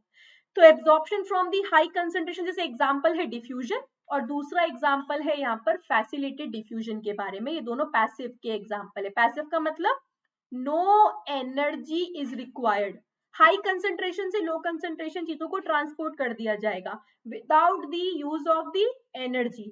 सबसे बढ़िया एग्जांपल जो तुम पढ़कर आते हो, ऑस्मोसिस। ऑस्मोसिस हो गया, डिफ्यूजन हो गया, गैसेस का डिफ्यूजन, अगरबत्ती का धुआं डिफ्यूज करता है, तो वो पैसिव के अंदर आता है। तो यहाँ पर पैसिव डिफ्यूजन भी हो सकता है, साथ में एक्टिव एब्जॉर्प्शन भी हो सकता है। एक्टिव का मतलब बेटा जहां पर एनर्जी देनी पड़ेगी चीजों को लो कंसेंट्रेशन से हाई कंसेंट्रेशन की तरफ पहुंचाने में। मैंने फैट कम खाया, अब वो ट्रांसपोर्ट नहीं होंगे, तो उनको मैं क्या करवाऊंगी, एक्टिवली ट्रांसपोर्ट करवा दूंगी। जैसे फैट का तो सिंपल डिफ्यूजन होता है, बट हम बाकियों की भी बात कर सकते हैं। जैसे इधर देखो, यहाँ पर लो कंसेंट्रेशन से हाई कंसेंट्रेशन की तरफ चीजों को ट्रांसपोर्ट किया जाएगा, इसमें एटीपी या एनर्जी की रिक्वायरमेंट होगी। Example, absorption of amino acids, glucose, electrolyte, जैसे कि सोडियम की बात हम यहाँ पर कर लें, ग्लूकोज का जो ट्रांसपोर्ट होता है वो एक्टिव ट्रांसपोर्ट होता है, जिसके अंदर एनर्जी का खर्च यहाँ पर करना पड़ेगा। तो सिंपल, जहां मुझे एनर्जी खर्च नहीं करनी पड़े वो पैसिव, जहां पर मुझे एनर्जी खर्च करनी पड़े वो कौन सा हो जाएगा, एक्टिव प्रोसेस हो जाएगा। ठीक है, और बता देती हूँ, ये रहा डिफ्यूजन। तो diffusion is a type of passive transport. कैसा ट्रांसपोर्ट, पैसिव ट्रांसपोर्ट होता है ये। तो पैसिव ट्रांसपोर्ट के अंदर simple diffusion, in this molecule can be diffused, high concentration से किधर जाएंगे बेटा, अपनी हाई कंसेंट्रेशन से लो कंसेंट्रेशन की तरफ ट्रांसपोर्ट कर दिया जाएगा। जैसे कि small amount of monosaccharides, glucose, amino acids, vitamins, electrolytes, जैसे कि क्लोरीन आयन की बात कर ले, इनका सिंपल डिफ्यूजन हो जाता है, पहला पॉइंट। Second, facilitated. फैसिलिटेटेड के अंदर बेटा क्या होगा, जो सेल की मेम्ब्रेन है वो कुछ कैरियर्स को यहाँ पे प्रोवाइड कर देगी, कैरियर प्रोटीन प्रोवाइड कर देगी, जो एनर्जी तो खर्च नहीं करेंगे, अपने ऊपर उस मॉलिक्यूल को बिठाकर अंदर या बाहर की तरफ मेम्ब्रेन से ट्रांसपोर्ट करने का काम करेंगे। जैसे ग्लूकोज हो गए, अमाइनो एसिड्स हो गए, उनका क्या होता है, यहाँ पर सिंपल ट्रांसपोर्ट किया जाता है। देखो ये सबसे सिंपल डायग्राम है, तुम्हें सब कुछ एक साथ समझा देगा। कैसे, जैसे कि कुछ मॉलिक्यूल्स का यहाँ पर क्या किया जा रहा है, फैसिलिटेटेड डिफ्यूजन, ट्रांसपोर्ट किया जा रहा है हाई कंसंट्रेशन से लो कंसंट्रेशन की तरफ, सिंपल है। और यहाँ पर डिफ्यूजन के थ्रू भी ऐसा ही किया जाएगा। जो इंपॉर्टेंट बात है वो याद रखनी है फैट्स के बारे में, मैं समझाती हूँ। फैट्स के केस में क्या होता है, फैट्स के जो मॉलिक्यूल्स होते हैं वो साइज में बड़े होते हैं, तो वो ब्लड वेसल के अंदर एंटर नहीं हो पाएंगे। तो हम क्या करेंगे, जो चीज, एक पाइप दे दिया तुमको, तुमको एक बॉल दे दी, अब वो बॉल घुस नहीं रही है किसके अंदर, पाइप के अंदर, तो फिर क्या करोगे, साइज क्या, तो बॉल को तोड़ो, पर फिर बॉल को तोड़ने के बाद क्या उसको बॉल कह पाओगे, नहीं। तो हम क्या करेंगे, फैट्स को ट्रांसपोर्ट करवाने के लिए हम यूज करते हैं लिम्फ का। लिम्फ क्या होता है, एक्स्ट्रा सेलुलर फ्लूइड का यूज किया जाता है लिम्फ का। तो हम क्या करेंगे, फैट के मॉलिक्यूल्स को हम क्या करते हैं, छोटे छोटे प्रोटीन्स के प्रोटीन की कवरिंग के अंदर अंदर पैक कर देते हैं। ये यहाँ पर हम कहते हैं मिसल का फॉर्मेशन। पैक करने के बाद इन्हें सिंपल डिफ्यूजन के थ्रू क्या कर दिया जाता है, ट्रांसपोर्ट कर दिया जाता है। तो याद रखना, बाकी सब मटेरियल को तो यहाँ पर ब्लड वेसल्स ट्रांसपोर्ट करेगी, मैं ट्रांसपोर्टेशन में फिर समझा दूंगी। जबकि फैट्स का ट्रांसपोर्ट करने के लिए किन्हें यूटिलाइज किया जाएगा, लिम्फ को यूटिलाइज किया जाता है, ठीक है। नेलेक्टियल्स कहते हैं, यहाँ पर अनब्रांच लिम्फ होती है, तो लिम्फ के थ्रू यहाँ पे क्या कर दिया जाएगा, ट्रांसपोर्ट कर दिया जाएगा। मैंने आपको विलाई के बारे में बता ही दिया है कि जो एपिथेलियल सेल्स है, जो स्मॉल इंटेस्टाइन के सेल्स, उन्होंने अपने आप को क्या किया हुआ है, सरफेस एरिया बढ़ाने के लिए प्रोजेक्ट आउट किया हुआ है। ये बात हमने किसकी कर ली, एब्जॉर्प्शन की। ये आखिरी चीज जो तुमको और बढ़िया तरह से समझ में आ जाएगी कि माउथ के अंदर, स्टमक के अंदर भी एब्जॉर्प्शन होता है, लार्ज इंटेस्टाइन में भी एब्जॉर्प्शन होता है। जैसे कुछ ड्रग्स की बात कर लो, जैसे कि एस्पिरिन की बात कर लो, मेडिसिन की बात कर लो, ड्रग्स आर देयर, मेडिसिन, मैं मेडिसिन की बात कर रही हूँ। तो माउथ के अंदर जो लोअर हमारी माउथ साइड होती है, यहाँ पर टंग के नीचे, यहाँ पर कैपिलरीज मौजूद होती है, ब्लड कैपिलरीज, जो ड्रग्स को क्या कर सकती है, एब्जॉर्ब कर सकती है। स्टमक के अंदर भी वाटर हो गया, शुगर हो गई, अल्कोहल हो गई, वो स्टमक में भी एब्जॉर्ब कर ली जाएगी। पर बात करें principal absorption side, maximum absorption, मतलब क्या बोला मैम ने कि मैक्सिमम एब्जॉर्प्शन कहां पर देखने को मिलता है, स्मॉल इंटेस्टाइन के अंदर, ये प्रिंसिपल साइट होती है। तो ग्लूकोज, फ्रक्टोज, फैटी एसिड, जो कुछ भी तुमने स्मॉल इंटेस्टाइन के अंदर डाइजेशन के थ्रू बनाया, जो भी यहाँ पर आया, उन सबको किसके थ्रू ट्रांसपोर्ट किया जाएगा, ब्लड वेसल्स और लिम्फ के थ्रू। तो मेजर एब्जॉर्प्शन की साइट स्मॉल इंटेस्टाइन होती है, जहाँ पे माइक्रोविलाई इनकी हेल्प करते हैं, किसके अंदर, एब्जॉर्प्शन के अंदर। लार्ज इंटेस्टाइन की बात करें तो लार्ज इंटेस्टाइन के अंदर भी वाटर को रीएब्जॉर्ब किया जाता है, ताकि बॉडी के अंदर से वाटर का लॉस ना हो। ड्रग्स वगैरह को भी यहाँ पे क्या कर लिया जाता है, रीएब्जॉर्ब कर लिया जाता है। टेबल एनसीईआरटी का ही है, इसको इंपॉर्टेंट मार्क कर लो, याद रखना। आगे चलो, लास्ट पार्ट है हमारे पास लार्ज इंटेस्टाइन, जिसके थ्रू, मतलब हमारे पास आखिरी पॉइंट मौजूद है, इजेशन। फूड को बॉडी के थ्रू क्या किया जाता है, अनडाइजेस्टेड फूड को क्या किया जाएगा, बॉडी से इजेक्ट किया जाएगा। किसके थ्रू, लार्ज इंटेस्टाइन के थ्रू। 1.5 मीटर लॉन्ग होती है, 3 पार्ट होते हैं, caecum, colon and rectum. Caecum well develop होता है हर्बीवोर्स के अंदर, बट मैन के अंदर डेवलप नहीं है। इसके पास एक और स्ट्रक्चर मौजूद है, जैसे वर्मीफॉर्म अपेंडिक्स कहते हैं, ठीक है। ये स्ट्रक्चर भी कैसा होता है, ये स्ट्रक्चर भी यहाँ पर वेस्टिजियल होता है। स्ट्रक्चर्स के अंदर अभी मैं तुम्हें स्ट्रक्चर दिखा देती हूँ। पाउच शेप का स्ट्रक्चर ब्लाइंड सैक कहा जाता है, सीकम को क्या कहा जाता है, ब्लाइंड सैक, किधर भी ओपन नहीं होता एक तरफ। अगला पार्ट है colon, ascending colon, transverse colon, descending colon is there, इसके अलग अलग पार्ट होते हैं। Then we have the rectum, और आखिरी पार्ट है एनस, वेरी इंपॉर्टेंट। जैसे मैंने आपको ईसोफेजल स्पिंचर बताई थी, कार्डिक स्पिंचर जिसे कहा था, पेलोरिक स्पिंचर बताई थी, वैसे यहाँ पर स्पिंचर मौजूद होती है, 2 एनल स्पिंचर मौजूद होती है, सर्कुलर वॉलेंट्री मसल्स मौजूद होती हैं यहाँ पर, वॉलेंट्री एंड इनवॉलेंट्री दोनों ही मौजूद है एनस के अंदर। तो एनल स्पिंचर्स आर देयर, जो मटेरियल को इजेक्ट करने के लिए यहाँ पर क्या करती है, कंट्रोल की तरह काम करती है। ये रहा स्ट्रक्चर इधर, ये रहा सीकम, सीकम के नीचे मौजूद है वर्मीफॉर्म अपेंडिक्स।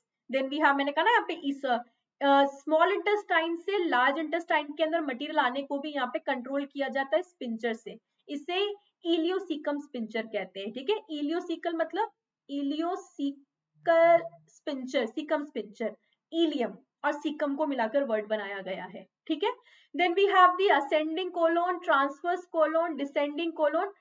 ट्रांसवर्स कोलोन के अंदर हम क्या देखते हैं, यहाँ पर एब्जॉर्प्शन, वाटर का रीएब्जॉर्प्शन बहुत शानदार तरह से कोलोन में देखा जाता है। तो कोलोन के फंक्शन के अंदर ही बात करें, एब्जॉर्प्शन इसका मेजर फंक्शन होता है। Then we have the small intestine and not small intestine, we have the sigmoid colon, then we have rectum and anus. तो यहाँ पर वाटर को, इलेक्ट्रोलाइट को यहाँ पर रीएब्जॉर्ब किया जाता है, देन वाटर को एक्सक्रीटरी एक्सक्रीटा के साथ यहाँ पर मिक्स किया जाता है। यही वो जगह है जहाँ पे बहुत सारे बैक्टीरिया रहते हैं, तो इसको फर्मेंटेशन की साइट भी बोला जाता है। वेरी इंपॉर्टेंट, यहाँ पर विटामिन के को प्रोड्यूस किया जाता है। इंपॉर्टेंट क्वेश्चन, ये आईजीएसओ के अंदर आया हुआ है क्वेश्चन एक बार। ठीक है, it's and provides the human with the vitamin के फैक्टर हियर। तो ये हमने बात किसके बारे में कर ली, हमने कंप्लीट यहाँ पर बात कर ली about the what, the nutrition in the animals. मैंने आपको बहुत अच्छे से समझाने की कोशिश की है बेटा, एनसीईआरटी थोड़ा ऊपर उठने की भी कोशिश की है यहाँ पर, क्योंकि आजकल पेपर का लेवल बहुत हाई फाई आता है। एनटीएससी के पेपर की बात करो, आईजीएसओ के पेपर की बात करो, तो बहुत इंपॉर्टेंट रहता है इन टॉपिक्स को। तो इनको आपको बहुत अच्छे से डिटेल में पढ़ने की रिक्वायरमेंट है। मैंने पूरी डिटेल को यहाँ पे कवर करने की कोशिश की है। ओके, सो थैंक यू अभी की क्लास अटेंड करने के लिए। जो नेक्स्ट टॉपिक मैं आप लोगों के लिए लेकर आने वाली हूँ, दैट विल बी रेस्पिरेशन। ठीक है, सो हम अगले टॉपिक को पढ़ेंगे, that is the respiration in plants and animals. ये मैं एक साथ पूरा पढ़ा दूंगी आपको। So will be talking about the respiration in plants and respiration in the animals. तो stay tune for the topic, UGR ma'am के साथ जुड़े रहना, तो ऐसे मैम आपको टॉपिक पढ़ाती रहे। थैंक यू अभी की क्लास अटेंड करने के लिए। अगली क्लास तक bye bye and take care.